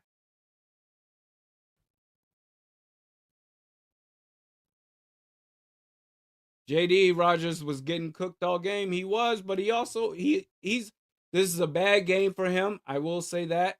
I'm not going to eat his lunch because for the most part he's been great this season. But everything else, we have an offensive guru head coach. In every damn game, we got something to say about the offense. Why is the offense struggling here? Why did they do this? And then now we have a new thing to talk about. Why would you call a timeout? Or not a timeout. Why would you go for it with 2 minutes and 58 seconds left when you could have given yourself more time, still keep it a 1-possession game, kick the field goal, play defense, but no, we're going to go for it.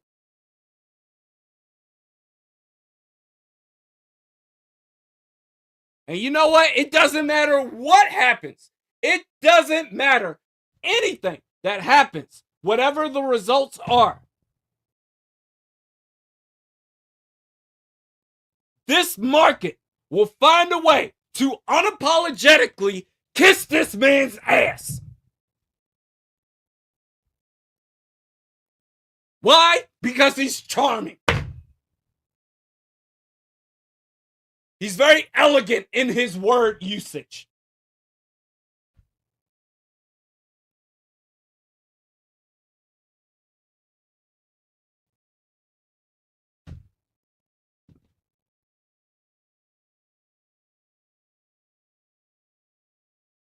Are they getting booed? I hope they're getting booed right now.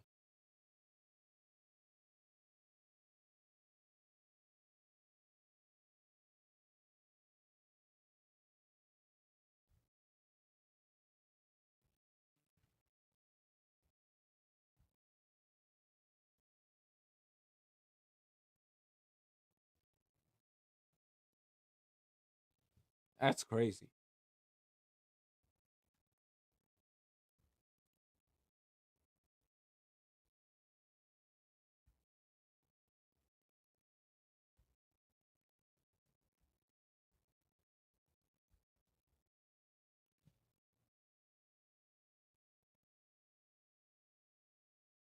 That's crazy, man.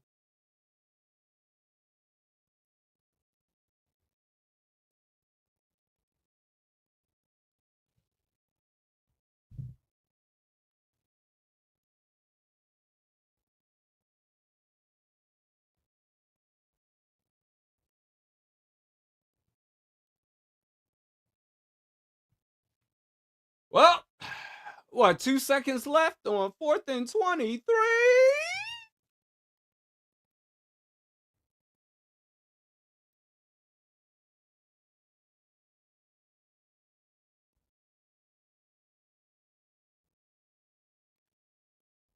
Okay.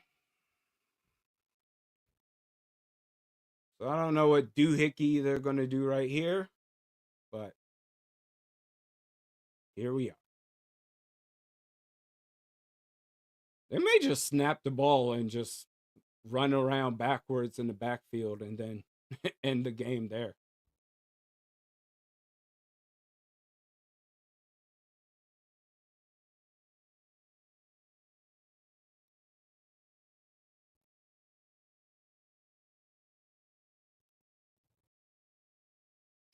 Well, yep, that's what they're going to do. They're going to snap the ball. Hurts is going to run around and end the game and blah, blah, blah, blah, blah. Yep. KOC is a fraud. You heard it here first. This man doesn't know what he's doing. Offensive mastermind, my ass. This man's a fraud. But all right. Another loss. So what? They're 3-3. All right. Post game vid coming up.